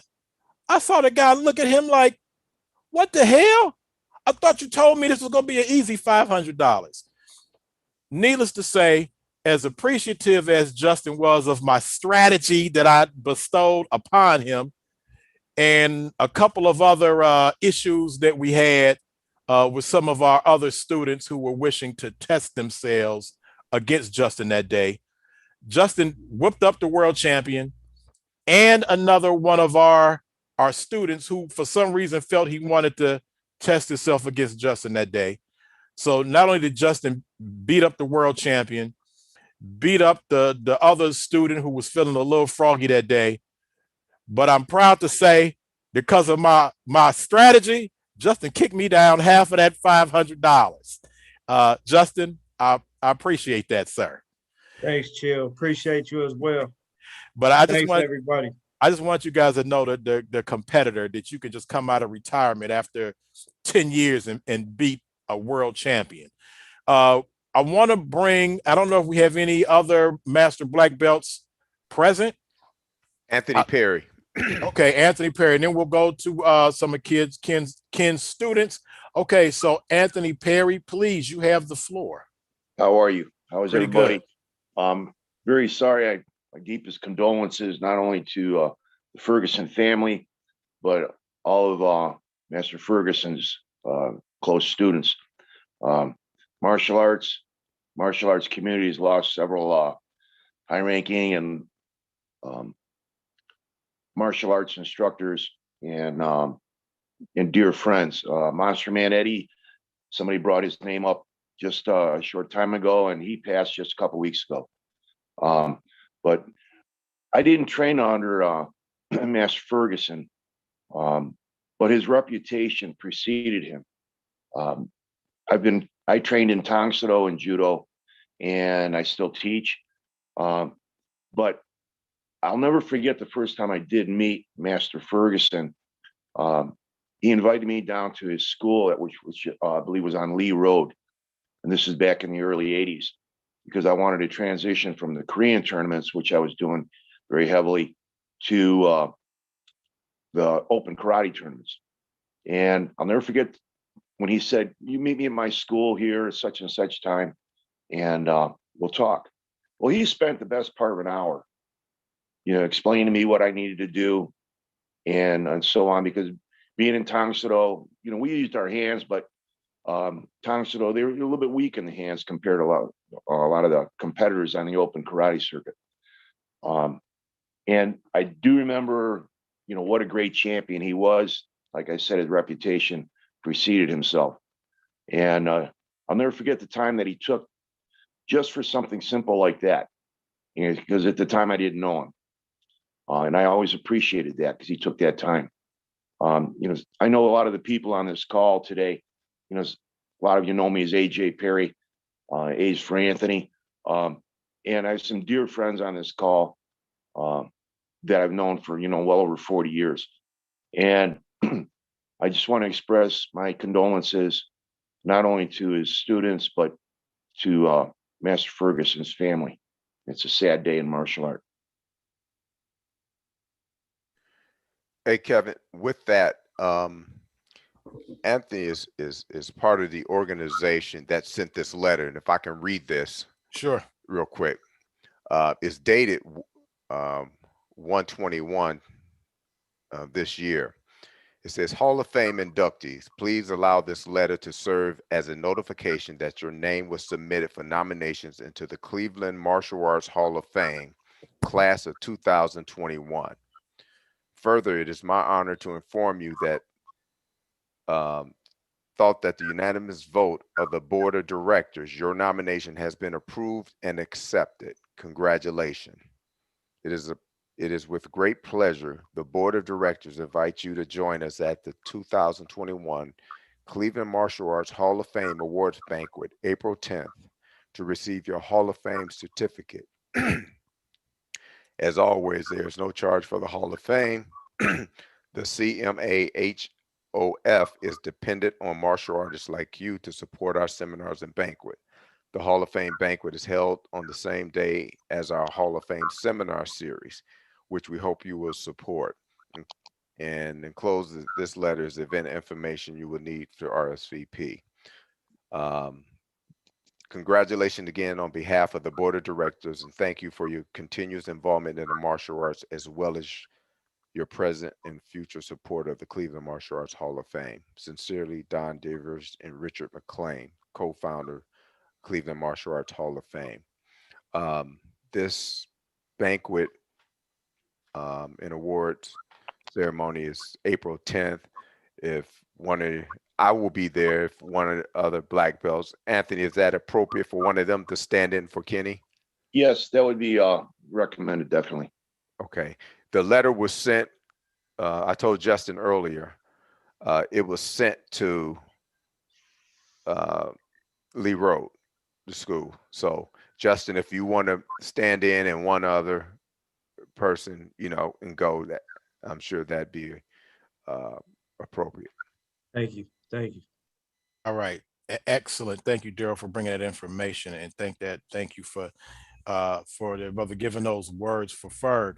And certainly that is appreciated. And I just want to also add, now that I think about it, when I talked about Ken's having students on the United States team with him, also Ken was inducted into, and if anybody has on, I suspect it may be Bill Hanna, who keeps unmuting himself. No matter how many times I keep muting him, he keeps unmuting himself. Hey, I still want to fight. We can make that happen. You keep on unmuting yourself. But anyway, no, but seriously, we part of what Ken has been involved in, just to show you that as an instructor, how dynamic and successful he was as an instructor. Ken was inducted into the United States Karate Federation Hall of Fame as a competitor. Certainly of his team membership with the United States team, like Daryl said, a record that will never be broken. But in addition to that, he had 5 of his students also inducted into the martial arts, the United States Karate Federation Hall of Fame. Myself, Daryl Sullins, Gino McCulley, Keith Collins were inducted as a group, and I was never so proud to. Oh, excuse me. Did I say? I did say Melvin Brown. We were all inducted as a group into the United States Karate Federation Hall of Fame. I don't know if there's other schools that had an instructor and five of his students also inducted, and as a group at that. And not only did Ken get inducted as a competitor, but once we got inducted, he was inducted again with us, but as an instructor. Certainly, if you have 5 students inducted into the United States Karate Federation Hall of Fame, certainly you deserve to also be re-inducted as an instructor. So I just wanted to add that so people will know. But what I want to do now is bring Kim Akers. I believe Kim, when Ferg opened up, and again, I'd like to show this beautiful belt. Hopefully everybody can see this beautiful belt that we are presenting to our instructor. But Kim Akers, once Ken opened up a karate school, he decided that, you know, after his days of instruction successful days of instruction at the rec center, and Melvin will be the first one to tell you, doing karate at the rec center was a different experience, and Daryl and Gino and Keith can attest to that, because as in opposition to a dojo, you got to wait for cats to finish playing basketball, people playing ping pong in one of the rooms, they're fencing in the room, you know, you trying to do some martial arts on the side, and you get hit with a basketball. So yeah, that was different. Learning the martial arts in a recreation center. Basically we had to get in where we fit in. But once he decided that he would professionally open up a dojo, we have one of, and we saw the students at our dojo is like our nieces and nephews. We started adopting the new students at the dojo, and we were the old heads at that time, and we were still teenagers. But we have Kim Akers, national champion, black belt, was probably one of the first people to get a black belt from Ken officially as a student at his dojo. And anybody that knew Ken and knew Kim, he loved Kim Akers, and she loved him. That was like her dad, uncle, big brother, all wrapped into one. But I'll let Kim share information about her days in karate, getting her black belt, and also being an instructor for Ken Ferguson Karate School. Go ahead, Kim. We were all young instructors. I started karate at 12. I started teaching probably when I was 14. I can remember him going to, it might have been Japan. And I think I ran the school for 2 weeks by myself. I think Gino and them used to come and teach, but I would open and close the studio. I got my black belt when I was 17. As a matter of fact, it was me and Derek DeCluid. I don't know if he's on Zoom with, but we were his first 2 at the dojo. Taking karate, I did learn to be more confident, not being scary. You know, when I started karate, it was around the time when they were talking about busing, and, you know, your mom, like, I need to put you in karate, you know, so you can be able to defend yourself. So yeah, karate has gotten me more confident. Right now, I'm a home care nurse in the city of Baltimore, where you have to be confident and show no fear. So, you know, like I said, Ferguson, like Gino said, we were instructors. He was our employer, because we did more than teach. You know, like I said, we did day to day. I used to do the books. for his I can't even remember what it was for, but he would have me separate all his checks and write down everything for, I guess, for his tax season for the school. I don't know what I was doing. I just did what he told me to do. But I mean, I learned a lot. I learned enough to put those things on a resume as experience. But you know, I'm gonna send condolences to Justin. I remember when Justin was 2 years old, we used to babysit for his mom and dad so they can go out, go to the movie. It was me and Michelle Davis. I don't know if he remembers her. Thanks, Kim. Hey, Justin, I you love you. remember? I love you. I Really love do. you too. Really do.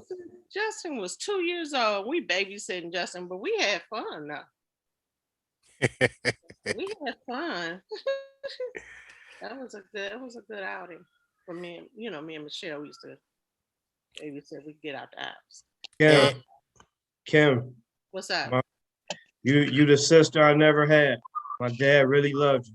I know. He'd be like, go talk to your, every time I come to town, he'd be like, go talk to your brother. I'm like, what did he do? Yeah. Thank you. No, you're welcome, huh? Yeah. Yeah, he really did love his students, and we have some other students on here, and I want to get to them. I see we have his nephew Tony on here. I see Jamie in the building. And really quick, and Melvin and Daryl and Keith and Gino will tell you another thing about the Kim Ferguson style of instruction. You know, you see in the Karate Kid where they did the wax on, wax off, where you were doing techniques that you didn't know were techniques.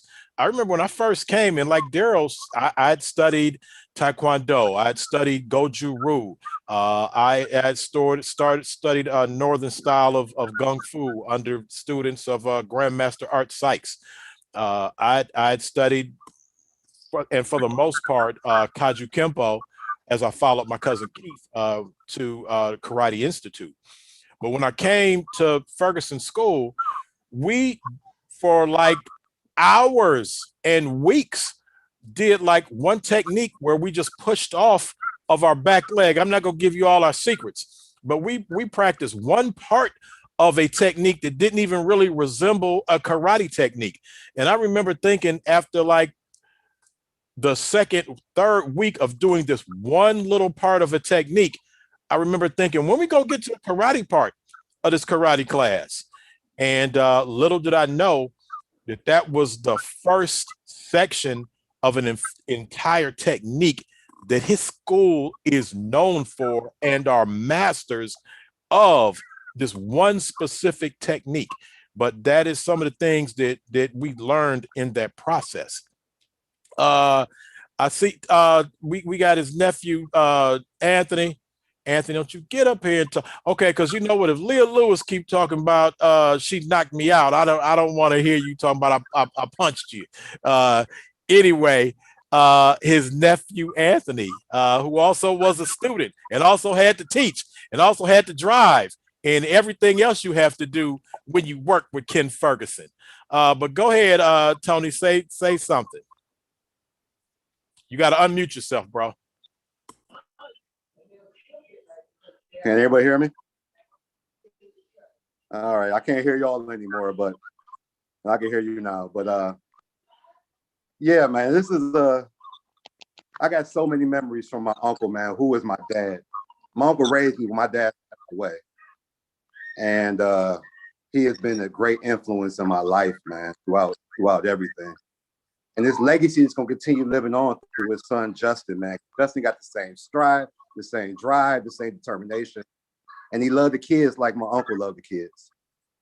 So his legacy is going to live on. And I appreciate everyone for being on here, man. Me and Kim was my role model growing up, man. Me and Kim spent a lot of time in the karate school together. A lot of time. You know, Shannon Harris, Sean Tyler, you know, all the old, you know, we were coming through. But I appreciate everybody, man. And I do gotta tell the story, man. I do. My lip is busted because of you. You know, you was the first Here one we to talk go to me, with you know. this story. Go ahead, man. Man, you the first man who I had respect for, because I spit on you when I was a kid. And you split my lip. And my uncle walked in the building. He laughed. He said, that's what you get for spitting on the man. You deserved everything you got coming. So he didn't stick up for me. He didn't do nothing. I deserved it. And man, I love you, man. You've been a part of our family since day one. You know, you was with Justin all the way, with Kenny, when Kenny used to come around, with Kenny and everybody, man. So, you know, like I said, his legacy is going to live on, man, through Justin, through his family, and through you, and through everybody else, man. I love you, man. I love you too, man. And I punched you in your mouth out of love. Yeah, you did. You did. And I tell you what, I bet you didn't spit on anybody else after that day. Never again. See? Never again. There you go. There you go. All right. See, I knew y'all was just gonna have to keep getting these stories off. Now we do have some other people. I don't know if oh, we got this. Jamie still here. Jamie, you still on? Hello. Jamie, if you're on, could you want to unmute yourself? Kevin. All right. So yeah, Jamie, man, student, worker, man. Jamie was with Ferg to the very end. Was there with him when I went to see Ferg today. And you know, I know you want to say a few things about Ken and what he meant to you. So go ahead, I'll give you the floor, bro. Thanks, Kevin. Basically, like I said, I would never know where to begin. I did get in the karate aspect to some degree, but he had me basically running businesses, driving school buses, doing all kind of crazy stuff from the age of about 12 years old to this day. He's a wonderful man. Basically, like I said, he's definitely responsible for the person I am today. I love him like a father. He was a father to me. I want to say hello to Justin. Thanks. He's been, you know, good son, been there, you know, through all this and helping us work things out and just trying to do his father's will, whether we understood it or not. You know, Ken was a person that you never understood what he was doing, but you know, like when your father told you to do something, you just did it.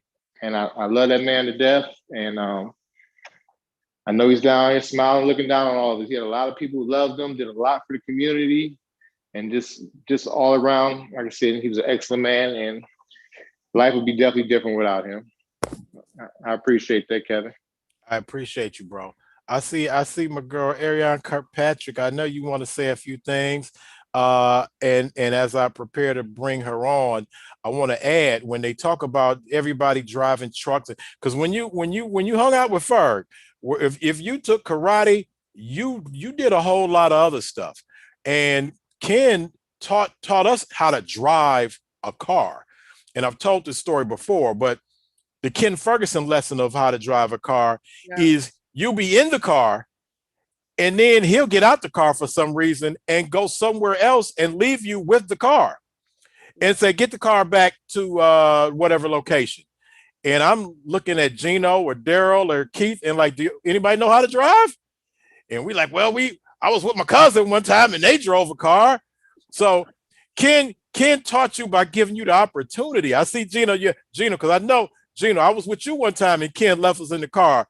And I think you were the oldest by like a year. And I was like, Gino, you want to drive the car? I mean, he'll leave you with a stick shift. And say, all right, I just wanted to learn. So I said, what the heck? Yeah, I know how to drive. It was a lie. He left me with a van. The stick shift was up in the gear. It wasn't in the floor. It was on the side of the steering wheel. So, and I will tell you, if anybody ever rode in a car with Ken Ferguson, not only is he the most amazing driver I have ever seen, he can drive in 0% visibility, snowstorm, rainstorm. I'm like, I think we need to pull over. He like, no, and he gonna keep driving like 80 miles an hour. I don't even know how he can see. But not only that, he was the greatest knee driver I've ever seen.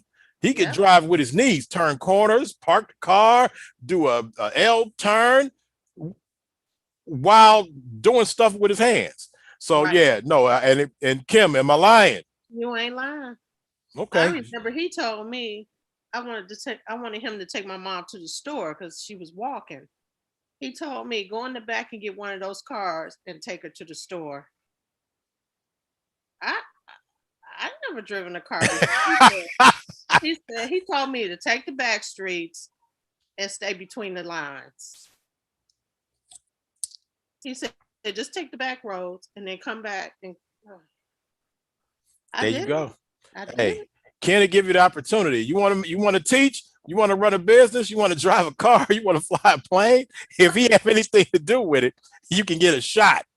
And that's a lot of adults will not let you do that as a youth.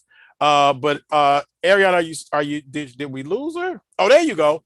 All right. I know you and I have talked, and I know that you love Ken, and we had intended this initially as his Grand Master belt presentation, of which we do have this beautiful belt, and it will be preserved and highlighted in some form or fashion. But Aaron Kirkpatrick, please go ahead, and the floor is yours.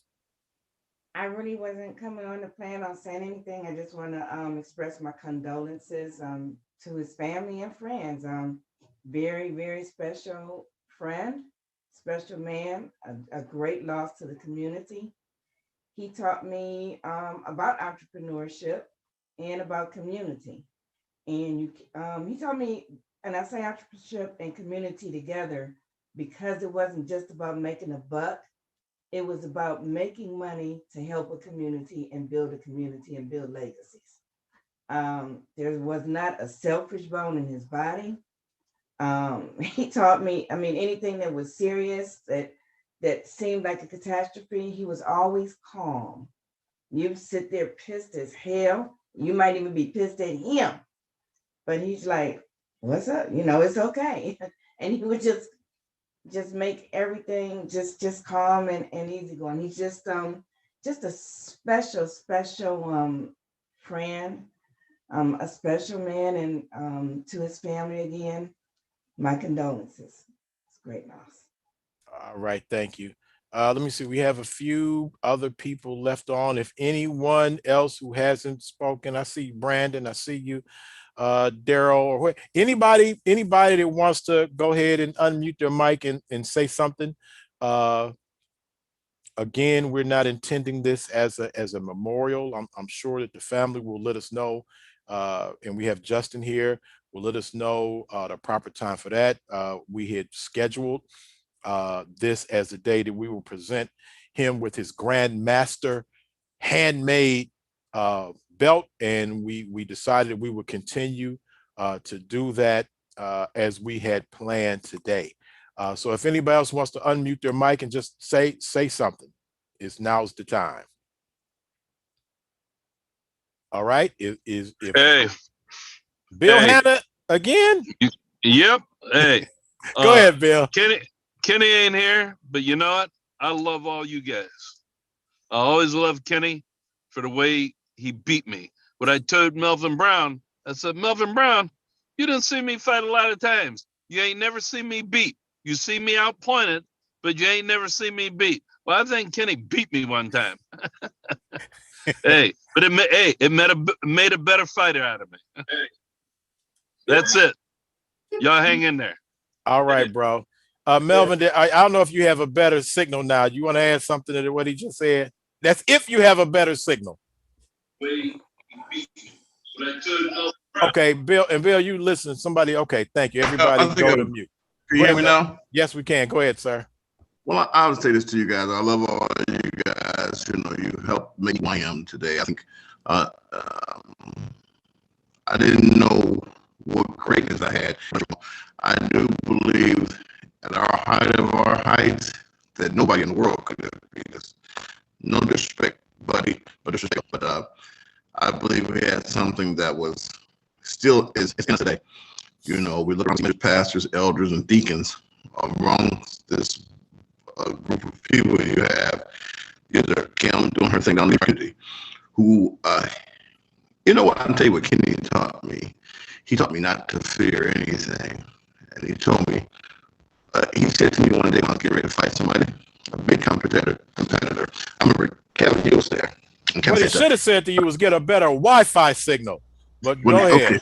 Okay. But Kevin, you was there. Some guy, Wolfman, some guy, nationally rich somewhere. And, you know, I think I was lining up and Kevin, you was waving at me. And from across the room, I thought you was waving at me just telling me to move away from that cat. Because there was some guy, remember, I was the term USK Grand Nationals. And you were telling me to move away from this guy. Well, you know, I finally walked across the room and you told me, do you know who you was? Oh, sorry. You said, you know who you were standing next to? And I know who it was, Kevin. You probably would know who it was. Some guy who was like operating in the country, city, state, whatever. And you said, man, you should have stood by him. I'm like, why? That's Wolfman something. I don't know who he was. But he was a USK Grand Nationals tournament. And you said, man, that guy, he's you know, he got this credential, And I said, you know what? He's like 2 arms like me. If he's that good, we're gonna see. Anyway, I think we fought to sudden death overtime, me and this guy did. Because I really didn't care. Kenny brought a belief in us all that ain't nobody better than you. And I remember that. You know, if he breathes in the same air as you, ain't if they better than you, make them prove it. You know. So I got out there. In days of old, before I joined you guys, I would have questioned myself. But as I moved closer to understanding what Kenny's thought was, that ain't nobody on the face of the earth as capable of himself. So when I got there with him, it was 1-to-1 sudden death for overtime. I never forget this. You was there, Kevin. Most of you was there. And something happened. He threw some kind of kick against me. I reverse punched him. It was 4 judges. 2 of them called the point, and 2 people called the point. But it was a third one should have saw it, but she didn't. So he threw a technique at me and hit the side of my arm. They called the point.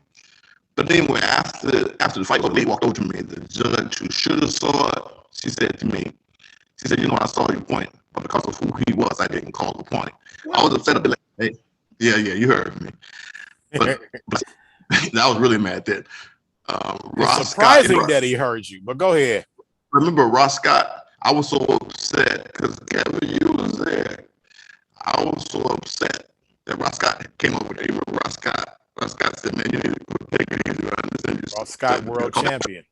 Yeah, Ross Scott was a bad boy. All right, Melvin, we're going to cut you short, bro, because I'm telling you, when you go back and you listen to this, and you're going to have to invest in some Wi-Fi.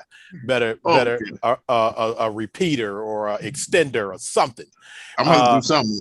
Yeah, and right. after what I'm gonna do is we're gonna close this down, and I'm gonna let Daryl, if Daryl is still on here, let him say something, and we're gonna let Justin say goodbye to everybody. But I do want to share this with you, and this is another Ken Ferguson lesson, and I've told this before. He always taught you.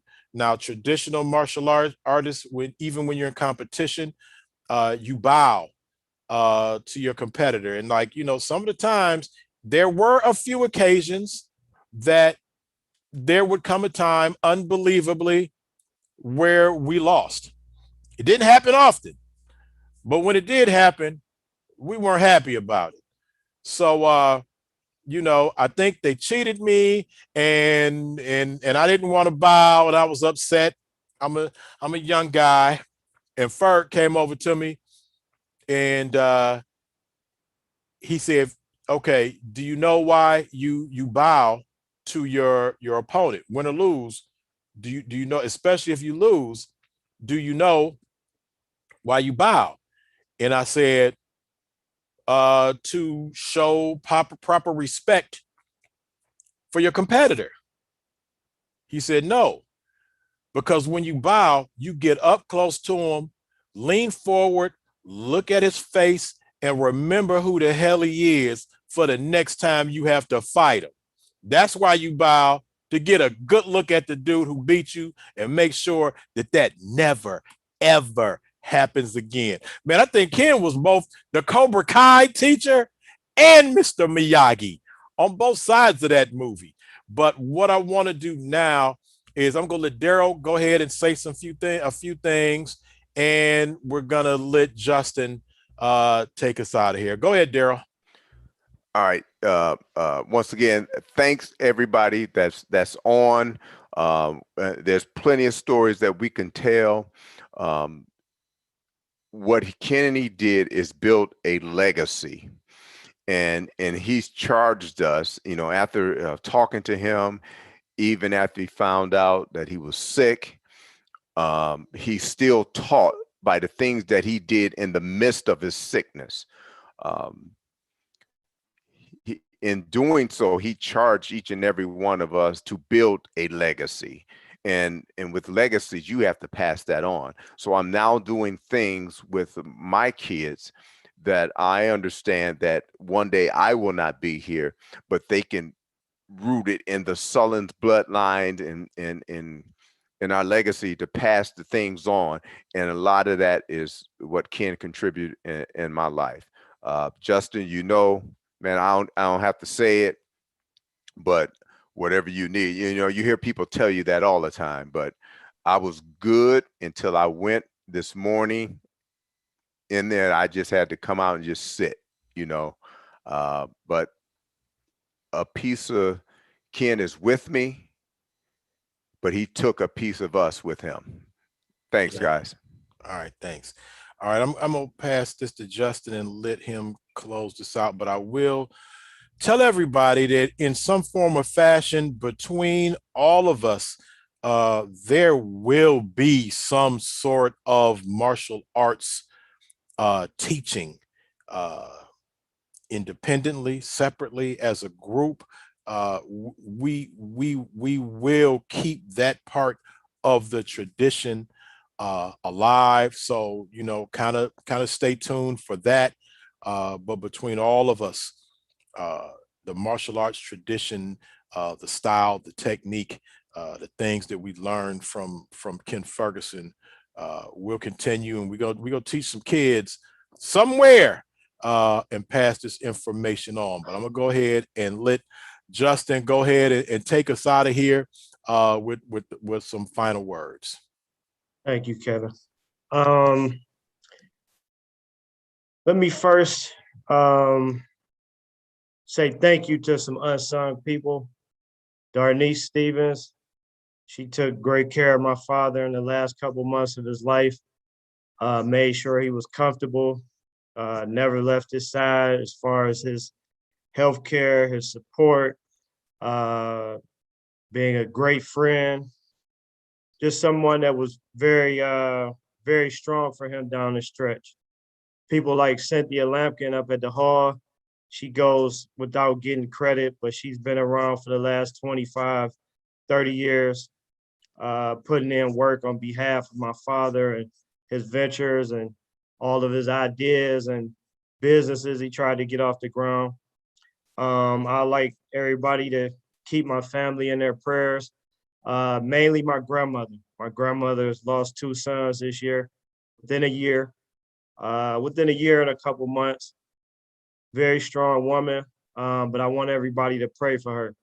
And on behalf of my family, like I said earlier in this presentation, on behalf of my family, my mom, my brother, my aunts, my uncles, my grandmother, my cousins, my children, thank you. Thank you. You guys have been my extended family. I'm not even gonna say extended family. Y'all been my family my whole life. Kevin, Daryl, Gino, Melvin, y'all my uncles. I love y'all. Talk to y'all on a regular basis. Melvin, you mentored me in my business for years. Ridiculed me a bunch of times. Just joking, Melvin. Kim, you've been like a sister to me. I seen Brandon Suber on here. Brandon, you've been my brother since day one. Daryl Jackson, my brother. My father loved y'all like his own sons. Jamie, brother to me. Anybody else on here that I may have not mentioned, I appreciate you. My father loved everyone here. I'm just at a loss for words. But the greatest lesson, you know, that I take away from all of this is to be resilient in the face of whatever adversity that you may be up against. The hardest part of dealing with this last year with my father, and I would trade places with him if I could, but you know, it got to be a real scary thing knowing that eventually you're going to have to transition and cross over, not knowing what's on the other side. And he was a man's man. He was tough. He was fearless. But I'm sure that had to be a very, very scary situation. So just the lesson I take is to remain resilient. He fought hard. I respect him more than anything. I love him more than anything. And is Leah still on here? My Aunt Leah? I think Leah had to drop off. Okay. I don't know what our religious preferences are, you know, but if somebody could leave us with prayer or lead us with prayer, that's the only thing I can ask. And like I said, I'm grateful for everybody. God couldn't have gave me a better father. You know, I could walk in any neighborhood in this city of Cleveland and be safe because of who my father was and the lives he touched and the people he affected, and learned a lot. I am who I am because of him, my good and my bad. He wasn't perfect. You know, I picked up some things from him that are good. I picked up some things that are bad, but you know, that's my father and I love him. Couldn't have had a better father. All right. Well, you asked for somebody to do a prayer. You know, we got two for sure, two deacons. Oh, hold on. And I see Keith is still here. So we have a pastor and two deacons, but I don't know if Melvin might have got kicked off the deacon board. So I'm not quite sure if Melvin is still Melvin, did you get kicked off the deacon board? That is not funny, Kevin. That is not, I don't remember that. I was on probation. Okay, whatever you want to call it, whatever makes you comfortable, we're getting booted off the deacon board. That's on you. All right, so we do have Pastor Collins. If you want to, Daryl's an elder. Oh, he's an elder. That's right. But yeah. I'm letting Pastor Collins, if he wants to come on and pass it on to the elder. I don't if Keith doesn't unmute and show up, then we can pass it to Elder Daryl Sullen, since Melvin got kicked off the deacon board. Melvin, why'd you get kicked off the deacon board? Probation. For talking all that smack. Well, you know, maybe for having bad Wi-Fi. Okay, all right. We gonna let Elder Daryl Sullins per Justin's request take us out. All right, let us bow in prayer. Gracious God, our Father, we stand before you now, thanking you for the spirit that you've given us. We thank you for your guidance and your wisdom. Thanking you for strengthening us in this time. We ask that your loving arms be cast around Justin and his entire family. Guide them in the spirit of truth. Lead them on the path of righteousness. I pray that in the name of Jesus, that any confusion, any turmoil be cast away, that they can go forth and do your will, that glorify your name. And now, Father, we pray that the power of your Holy Spirit in Jesus' name, that we stand up on the foundation that you lay long ago and edify your name in all things that we do. So we thank you, we praise you by the power of the Holy Spirit in Jesus' name. Amen. Amen. Amen. Love you, Justin. Love you too. If you need something, Justin, let me know big time. For sure. Y'all take it easy. All right. I'll see y'all soon. All right, Justin. All right. Let's make sure we talk soon, today or tomorrow. For sure. You know how we do it. All right, y'all. We up out of here. Peace and love. Hey, real quick, Daryl. How'd it go? I come to you with only karate, empty hands. I have no weapons, but a weapon can be made. I'm mixing two karate creeds. Let me back up. I'm mixing two different karate creeds. Yeah. I got it, Charles. I come to you with only karate, empty hands. I have no weapons. But should I be forced to defend myself, my principles or my honor, should it be a matter of life or death, right or wrong, then here are my weapons. karate, my empty hands. Us. All right, y'all, we out. Peace. Yep. Peace.